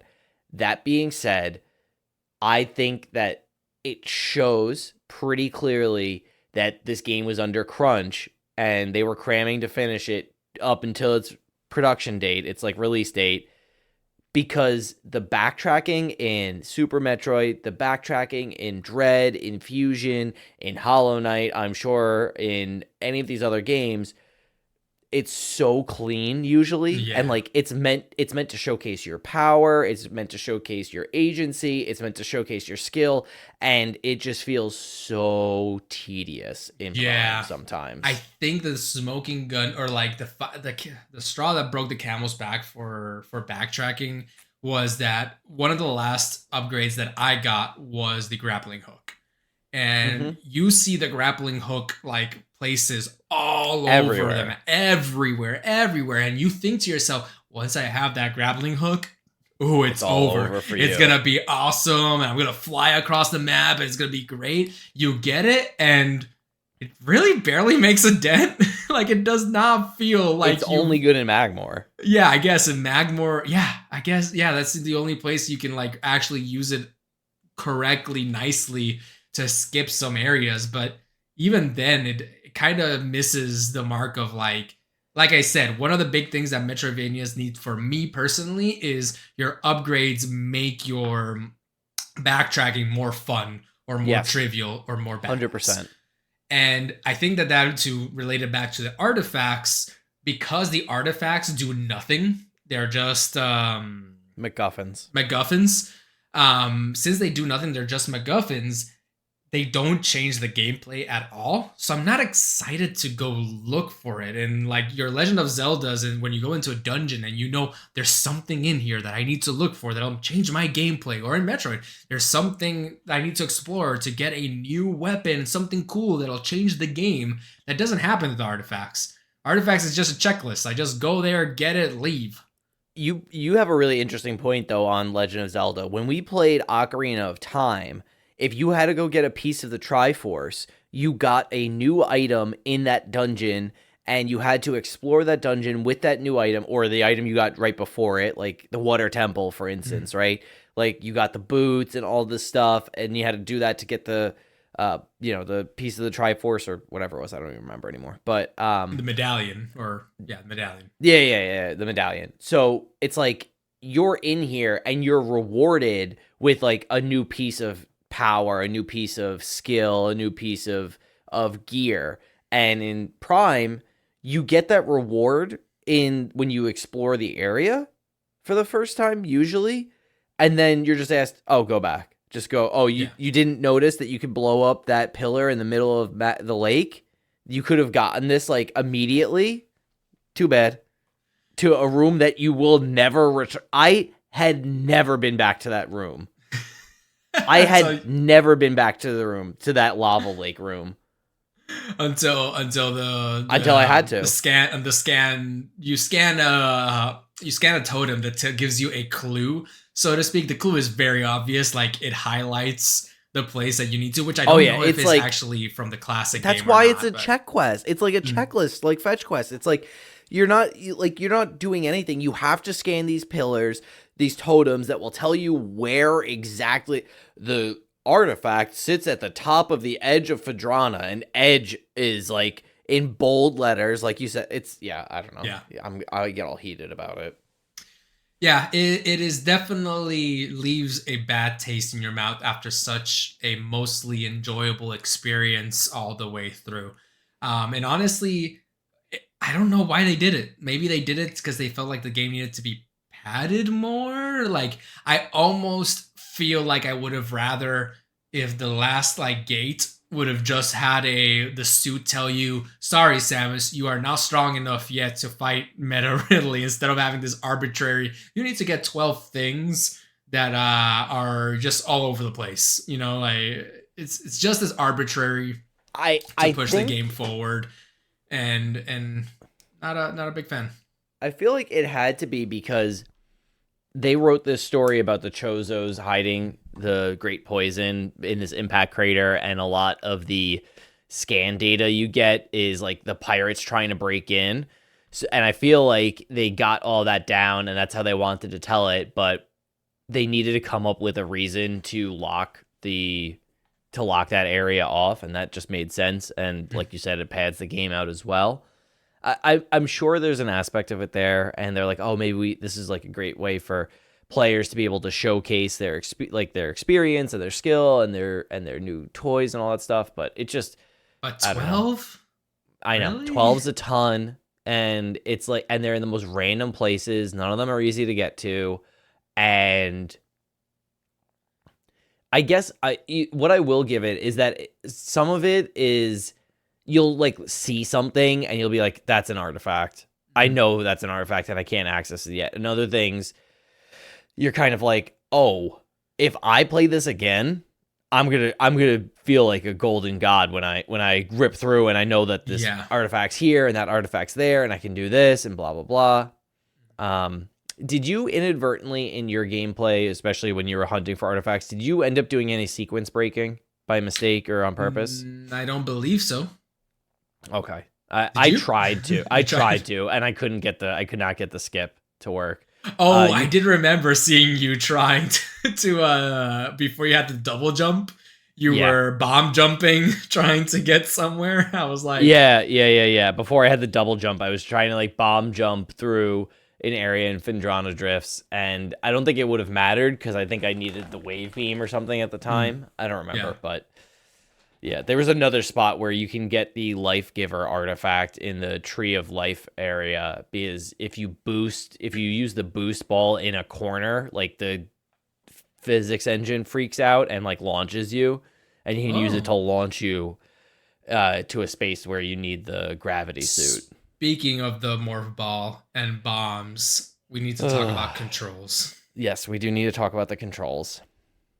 I so we mentioned the classic controls, and I mentioned that hey, this is not for me, not for shouldn't be for anyone, honestly. Dual stick all the way.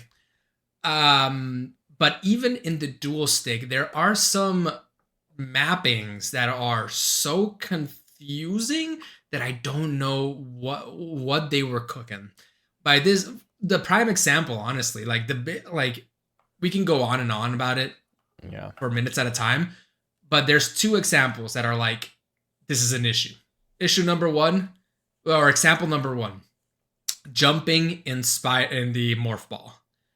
So jumping when you're in first person mode is A, or actually I need the controller right in front of me. Is the bottom south button on B. your B. Okay, B on your Joy-Con. And it's very normal. A lot of games have B jump.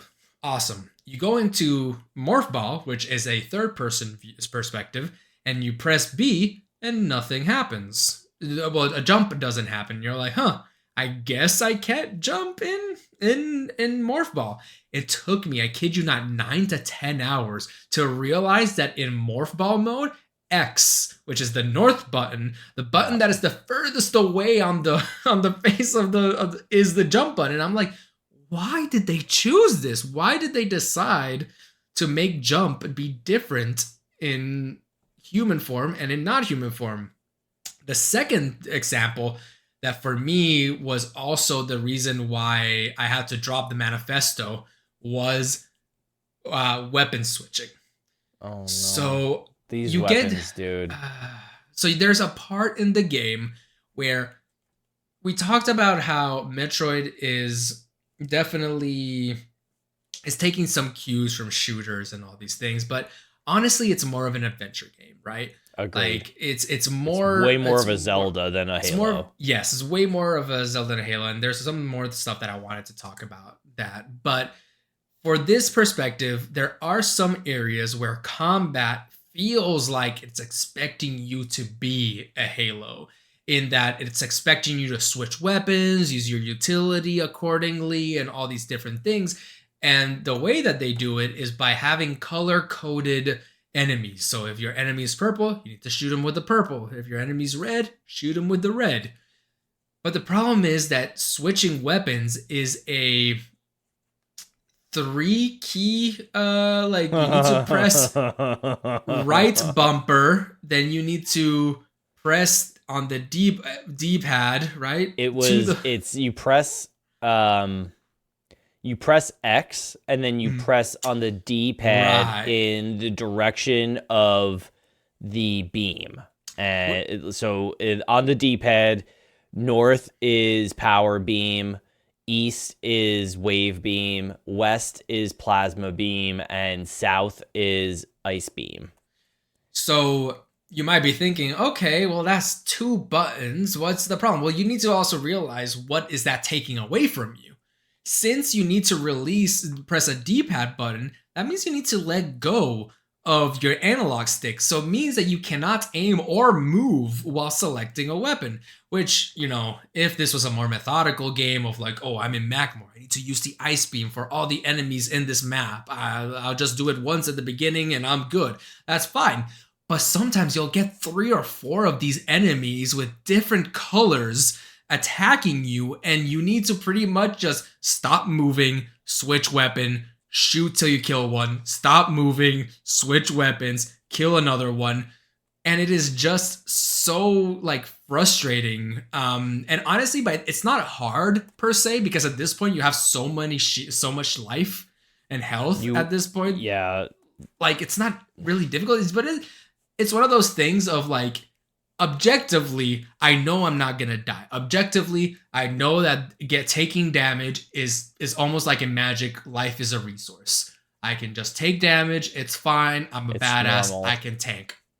But subjectively it feels bad. It feels bad to know that I'm taking it feels damage. clumsy. Yeah, you feel clumsy.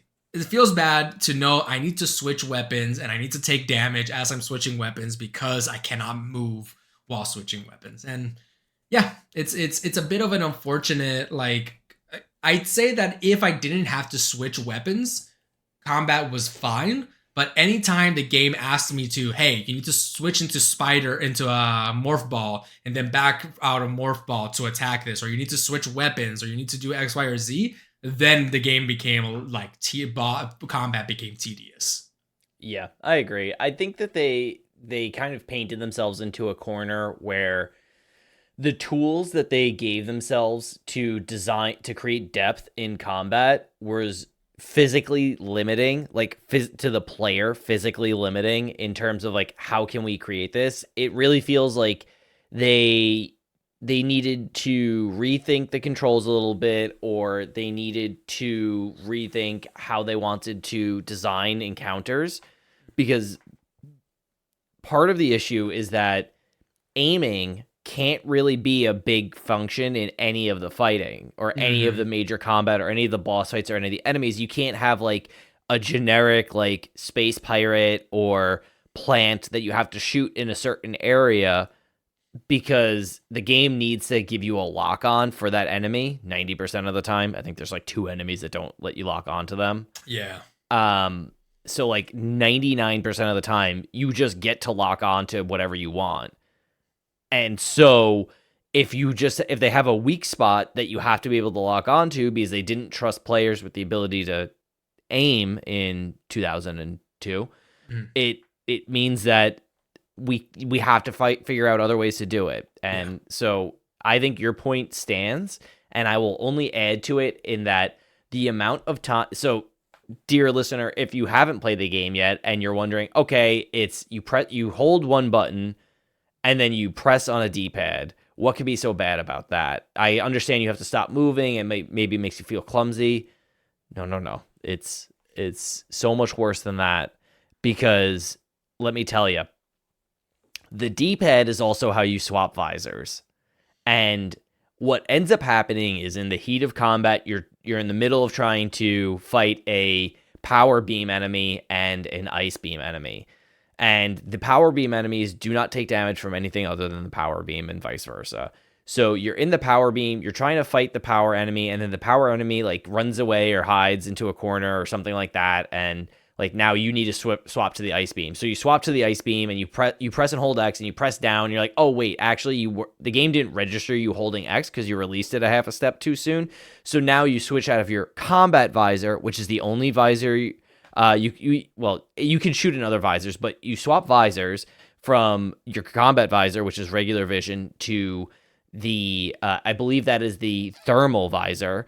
And so now everything is super low res with like purple like heat signatures, like infrared IR imaging, and you have no idea where you are, and everything changes. And that visor also gave me a headache because of the way they designed it in the remaster. Particularly, I saw a graphical update, and that's something they changed for probably the worse here. And so yeah, you just get into these situations where you're like, oh, I need to swap to this gun, but I accidentally hit the button and now I'm in this visor, and oh, if I swap to the scan visor, I can't actually shoot, but the button that I use to lock on is the button that is like scanning stuff too. So like now I'm like scanning something, and like I need to just swap into, like, I'm getting shot at, and which gun do I have out? Because I accidentally swapped to my X-ray vision, and now everything's gray and black, and I can't see what color my beam is, and I don't know what's happening. And very frustrating experience a lot of the time. Like the number of times where I was like, I'm fighting. I'm in a ball. I dropped a bomb. I didn't want to do any of that. I need my power beam. I get out. I still have the ice beam. Oh my god, everything's X-ray. Oh my god, everything's thermal. I'm in a ball again. I'm jumping as a ball. What is going on? And I'm like, I need a button that just resets me to power beam or something. And it's such a shame because there are things you could. Why not make the visor be which is usually the utility that you have more time to think about, be the one that forces you to hold X to switch? Or why not just, at this point, I would have just been fine with left bumper rotates around my beams. It's only 4 beams. I can press the left bumper 3 times faster than I can press the X button and do multi presses. So there's a lot of other solutions that could have existed here that I am very, maybe it was just crunch and they just didn't have time, but I didn't understand why they had some of these controls be the way they were. Yeah, I think the clearest corollary I can come up with, it's like when you're using somebody else's keyboard and their keyboard has 25 less keys than you're used to, and they tell you, well, everything's just on a different layer, just swap layers, and they're like, just hit the function button, and you're like, you get lost. You're on the wrong layer. Everything's coming out like windings. You don't know what's going on. Yeah, it's a shame because there are moments where you're just like you're fighting something and you just feel like an absolute badass because like you just like charged up the plasma beam. You melted a rocket guy. You fired off 3 rockets at the other guy and he's dying. And like the game does a really good job of making it feel like you have a power beam and you have this rocket launcher attached to it, and there is a real in-game combat-oriented cost to firing rockets versus shooting your beam. Like there is cooldown time between your missile launcher opening up versus switching back to the beam. So like that aspect of like the realism, so to speak, of like the weight and gravity and decision making in those weapons and what you choose to pursue is really cool. Unfortunately, it really just doesn't come up much, and it doesn't matter much because the game pigeonholes you into yellow enemy, die to yellow beam, purple enemy, die to purple beam, continue. And I believe this is something that is made even worse in the original, because I think in the original, the weapon types are not color-coded. I think they like, it's just the hand symbols. Like, which I think is kind of cute. That I think they're that's like sick, actually. Like that's kind of cute. Where like, oh, what's happening is that Samus is changing her hand and doing different like hand signs inside her. Samus is throwing gang signs in her power beam, and it changes the color of the beam that she throws out. And I like that. I like the fact that you can X-ray vision and you see her hand in the like there's so much. Only it changed her hand to match the symbol it was supposed to be showing. Like, oh my god, I checked and it didn't do that. Oh, that's sad. That is sad. I'm looking at pictures and I think I'm wrong. I think the original did have them with the color coding. Okay, so I was gonna say there's no way. There's no way. That's like old school. That's like OG. Okay, so I got a couple things I would like to throw out there. So we're talking a lot about controls and about why and what if and all these different things. And one of the big things that both designers and developers on Metroid Prime went through, and I went through even before I did the research, was why is this first person? Why couldn't this have been third person? And the reason I'm thinking this is that one of the things that we mentioned was that the backtracking sometimes feels a little bit dull and a little bit boring and too much work for what it's worth. I'm not getting as badass as I usually get. Like the only badassery that I got with backtracking was essentially being able to shoot things and kill them in one shot as I'm running instead of having to stop and kill them before moving on. Or skipping areas by double jumping and stuff like that. There weren't that many. Or just running straight through the lava because you have 10,000 HP. Exactly. And one of the reasons that I feel like it was not that good was because there's a lot of platforming in this game. And I personally think that unless the whole gimmick of your game, or like you are spending a lot of time and effort in designing a world, a platforming world, and you should not do it in first person. There are exceptions to this where they actually, that is the whole point of the game. Mirror's Edge, for example, does fine with calling that an exception, calling the parkour and Mirror's Edge an exception to first person platforming is like it's almost a joke, because the whole point of that game is to prove that we can do platforming in the first person. Exactly. But it takes a lot of effort to do it. And one of the reasons is because you can't see your feet and you don't know, am I actually landing on the thing that I think I'm landing? And so for a portion of the game, when you don't have double jump especially, it is kind of annoying to miss your jumps and be like, oh my God, now I need to like go from the beginning. There's no fall damage, so thank God for that. But it is annoying to backtrack sometimes and have to do this like very like specific platform or anything like that. So I wondered why isn't this a third person game? So from interviews and talks that I saw, it was incredibly contentious. Like it was a huge argument within Retro Studios. The lead designer wanted it to be third person. But that's really interesting. But the Nintendo designers were like, we don't see how aiming could work in anything other than in first person. And their argument was like, hey, you already have a first person game engine with Metaforce. Miyamoto felt that, like I said, third person was not intuitive for shooting, which I don't know if I agree with that. I try to think about games back then, and I'm like, no, there are a few shooting games in third person. I think that just fine. To me really feels like we're quickly approaching the Halo of it all. I know that's probably before Halo came out that he said that, and he saw Metaforce, but probably around the same time as Halo was coming out. And remember, they don't have a second analog stick anyway, so right. And probably, I mean, Call of Duty must have been out. Like the original Call of Duty must have been out by that point. Probably, I'd have to look into it. Maybe. Anyway, I'm digressing.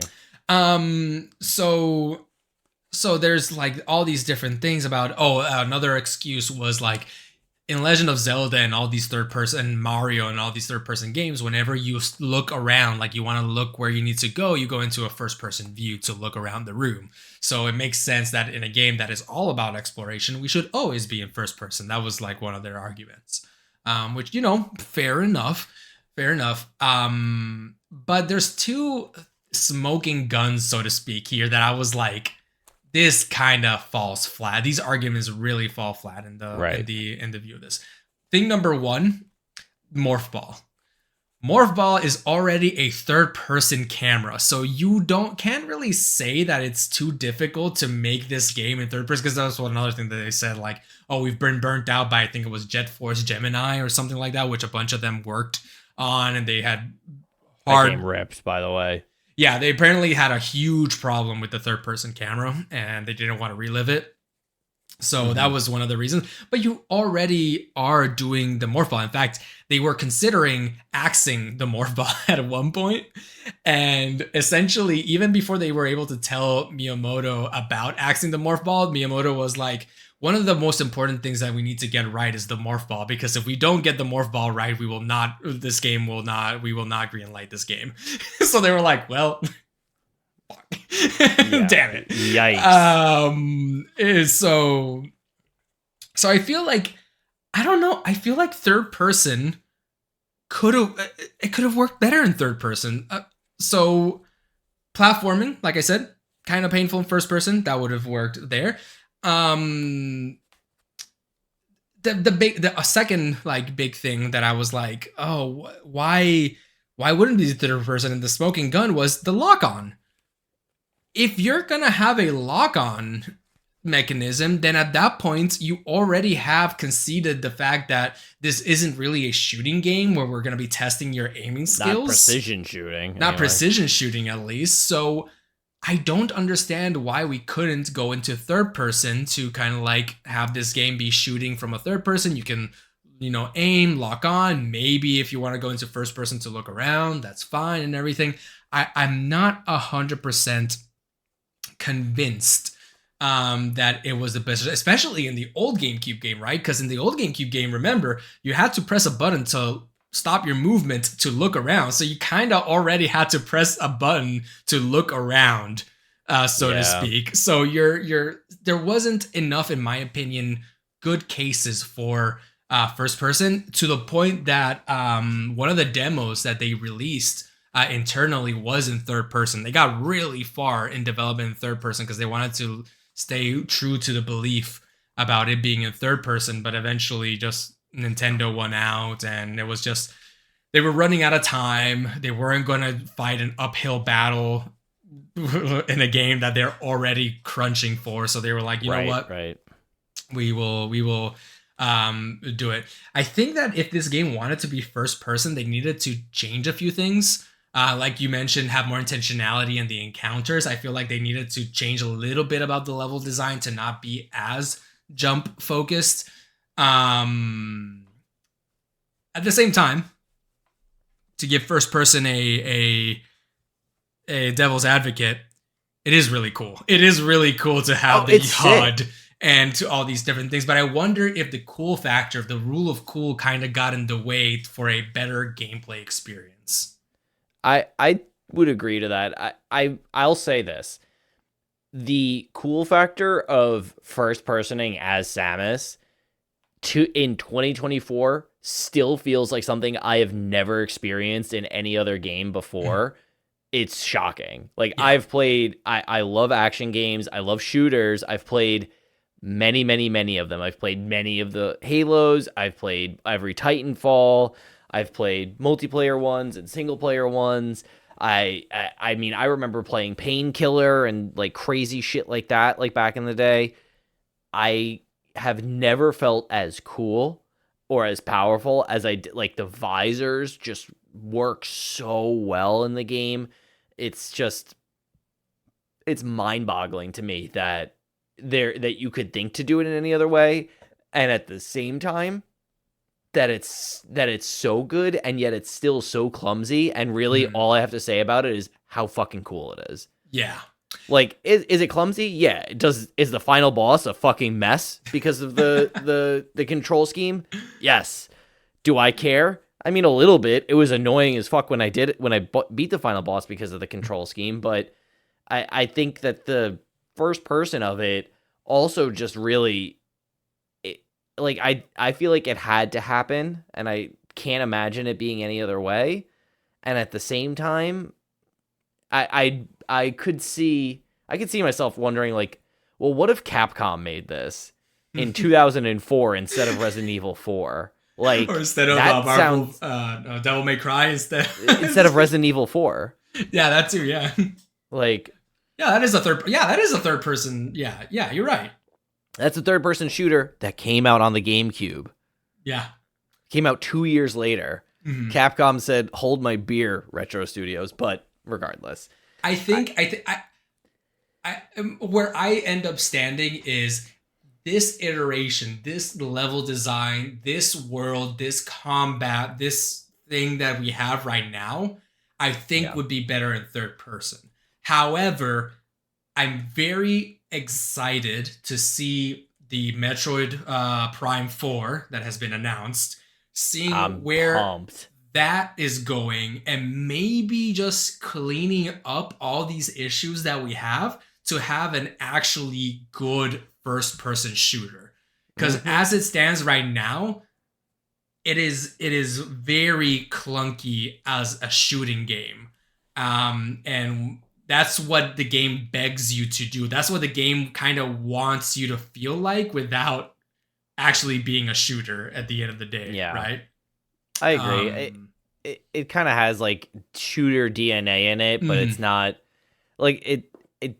Yeah, to your point, it's a lot about this lock on. Like, that is so weird and so unusual for a first person shooter to just have like a lock on button. I don't know that I've played another first person shooter that didn't have precision aiming as part of its gimmick at some point. To the point where this game feels like actively bad to try to shoot in if you're not locking on. Yeah. Yeah. So much of the encounters are designed with you being locked onto an enemy and then like strafing and dodging and jumping around them like as a result. I feel like if your main key like gameplay is movement, you should be third person. If your main gimmick and gameplay is aiming, it should be first person almost. Yeah. Like I feel like maybe that's the line that we're getting to. Yeah, and it's interesting that you bring up Halo and other things because I brought up Halo for a reason, right? That is the game that everybody. It came out a year before. It was on the Xbox, a console, a rival console, and everybody was hoping and believing that Metroid Prime was the Halo killer and the next big thing. And I don't think that that's a fair comparison. I agree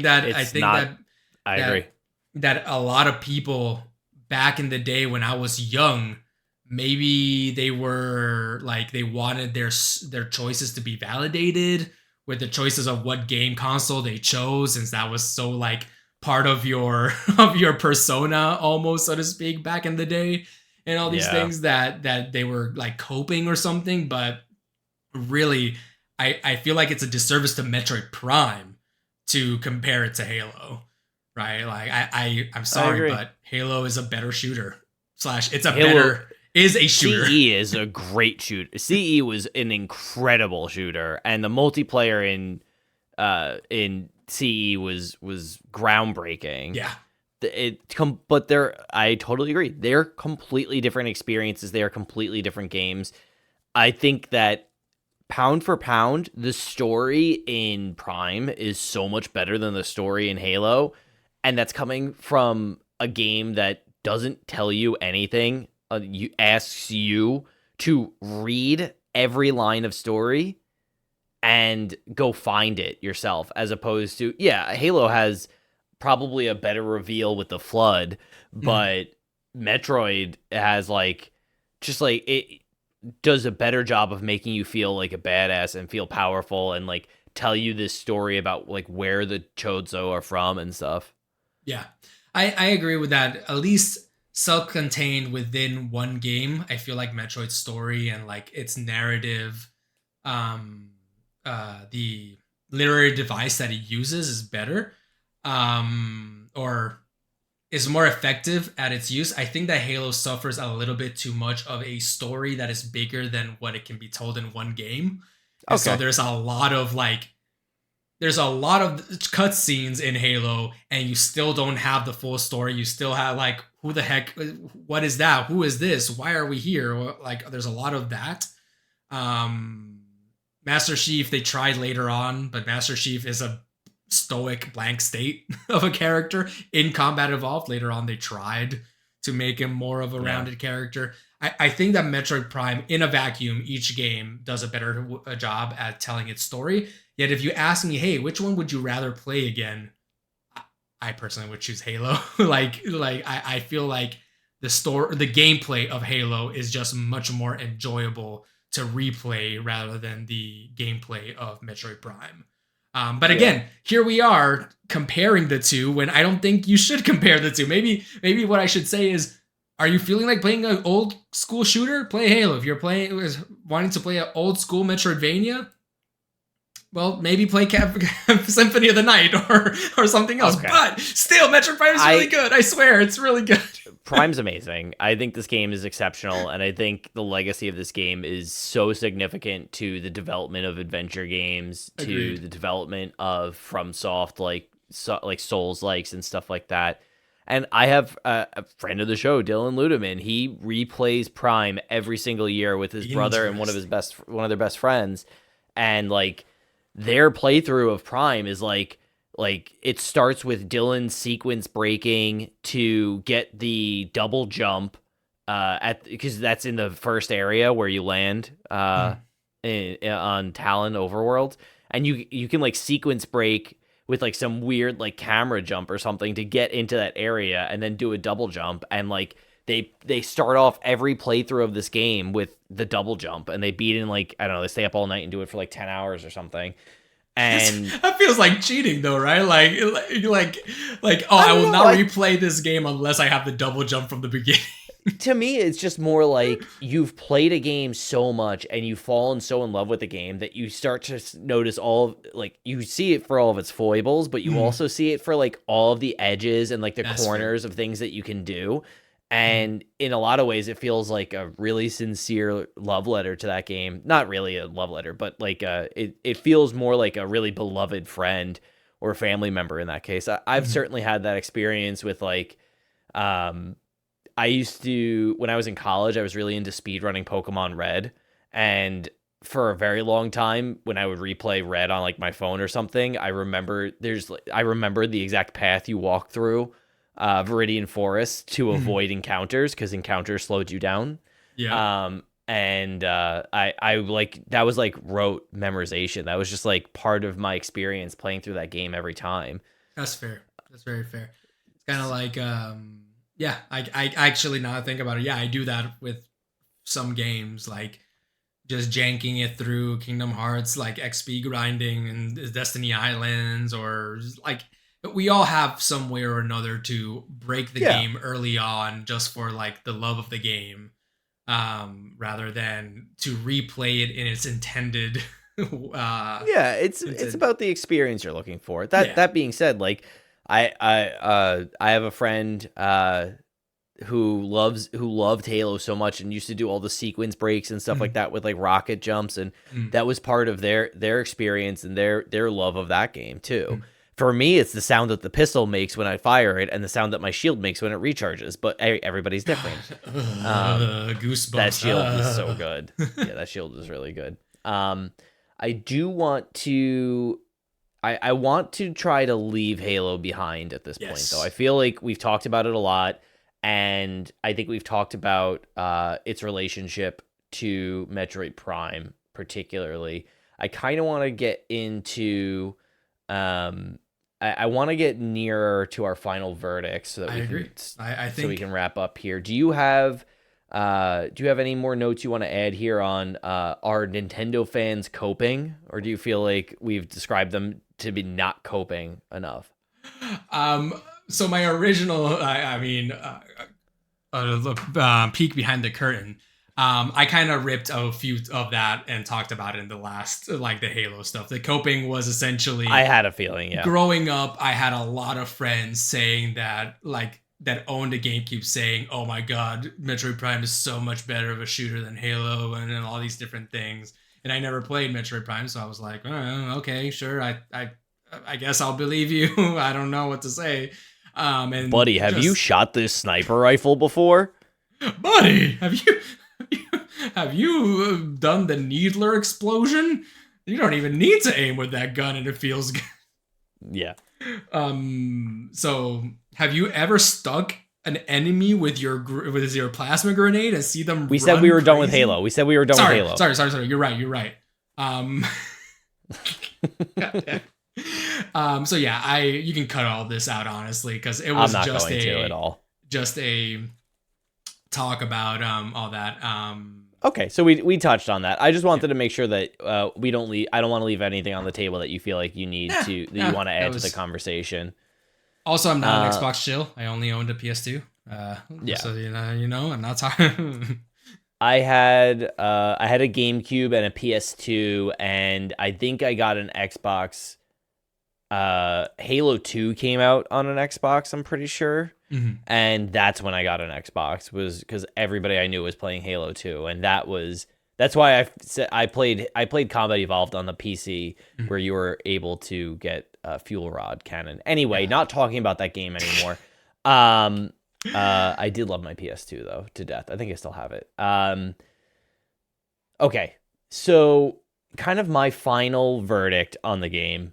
In a quick sort of quick little note here, it's just that the adaptation that Prime does of 2D principles of Metroidvanias to 3 dimensions is so much more than a response to Halo or a response to like new technology.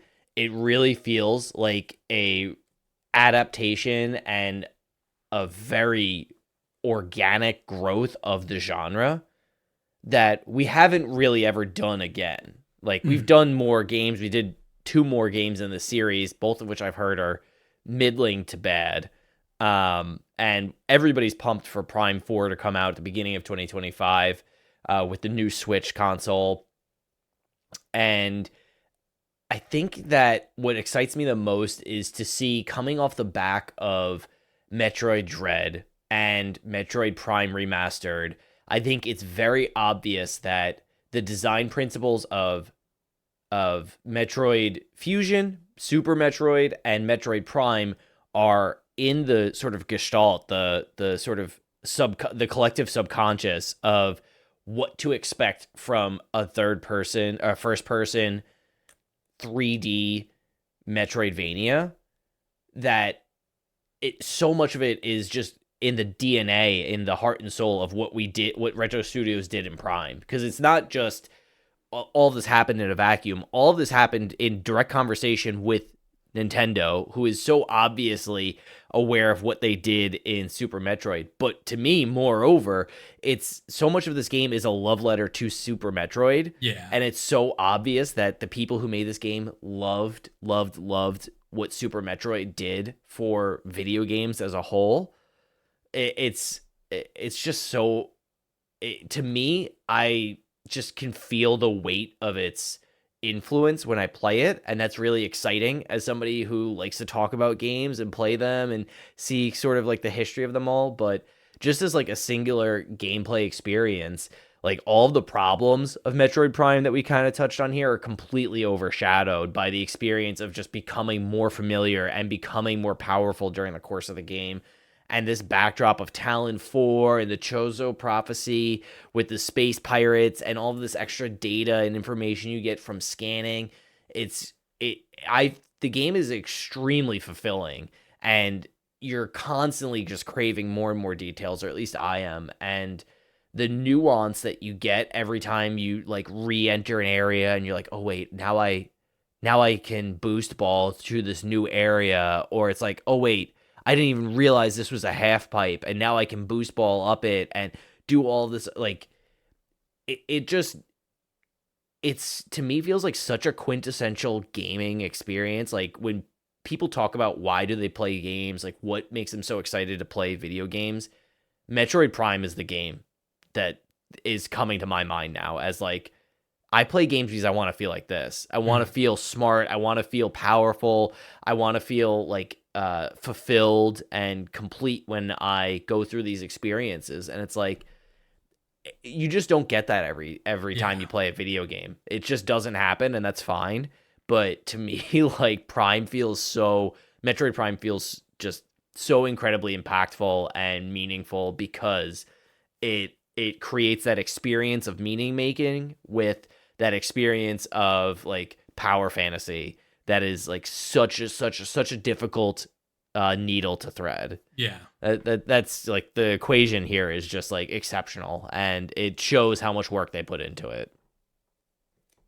Yeah, for me, I agree with almost everything that you're saying. The game like this that has an impact from a feeling like you're discovering a new medium as you're playing it.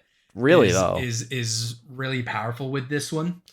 I feel like from a historical context, this is something that everybody should play to kind of, at worst, as a case study on where the genre was at that point in time, what we can learn from it, because there's so much you can learn from this, from what you should do and what you shouldn't do.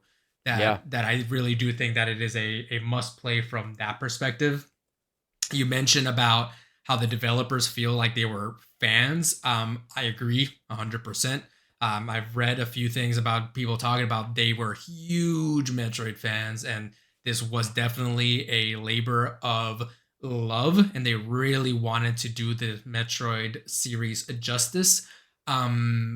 Unfortunately, a little bit too much to that end. It feels like the game is going to be amazing and enjoyable to specifically fans of Metroid and the genre. That's a really good point. There is an unfortunate flip side to that of like, if you're not a fan of Metroidvanias or Metroid, I'm a little bit concerned that there's too much already that the general gaming audience is expecting from AAA games that Metroid Prime falls short of, just because it released 20 years ago. In like the button controls and certain things here and there, that I cannot do like a blanket everybody should play it, because if you're coming in expecting a more shooting aspect, which is what a lot of people think of when they think FPS, it might not meet that. I'd be very interested in seeing, because the game sold amazing. Nintendo doesn't release these numbers, but I wonder if there is a disparity between how many people bought this game and how many people dropped this game after an hour or two, because they just realized this is nothing what I expected. This is not what I wanted. Sounds like I'm ending in a dour note. I'm not, because I really enjoyed the game. Like I said, some people fall in love with games or with any medium because of the details, and the details that you find that you fall in love with. And Metroid Prime has so much of that in the game where they didn't have to do, and they did. Yeah. And I love that. It's such a great experience. I'm really glad that the deep dive we came back for was this one, because it's a lot to play games and then prepare for a podcast. Like, you do so much on the research and like just getting together to play them and form your ideas and your opinions, and just spend time thinking about them, to consume external media, not to regurgitate, but to understand more and add depth on top of a playthrough, and to still come out feeling like just invigorated by the experience is rare. And it's not something that we've both always had on every game that we've done. And this is definitely one of the few that we're both like, fuck yeah, hell yeah, all day, every day. So I'm glad we got to come back on this one. Can't wait for Metroid Prime 4. I know. I will watch a TLDR on the rest of the games, though. That's all right. Yeah, fair. Yeah, so we're going to leave you with that. Thank you so much for joining us. We were really happy that you could be back to join us on Use Your Items, a video game podcast about the philosophy and design of video games that we love. You can find me online in various places, but I would recommend following us on Discord. It is free to join. Link will be in the show notes below. You can also check out our Twitch on twitch.tv/useyouritems. We will be streaming monthly moving forward. Every single month we will have a Tuesday night stream where we'll do a co-stream. Either we'll play something together, or one of us will commentate with the other playing, and we'll kind of have a fun sort of like co-op couch gaming experience, and we'd love you to be a part of that. So stay tuned, follow us on Discord for more notes, and maybe on Threads if Fran's feeling frisky. But if I'm feeling I got a juicy one. I got a juicy tweet. Let me tell you. Oh yeah? Yeah, it's got something cooking. Don't worry. Okay. My monthly tweet is going to be good. I look forward to Fran's monthly tweet. All right, Fran, where can they find you? You can find me on the Linktree /Fantastico. I'm going to be on the Discord having conversations, and, Twitch whenever we're streaming together. Yep, you'll find us on there. All right. Everybody, have a great week. Have a great night. And as always, never don't be gaming. And don't forget to use your items.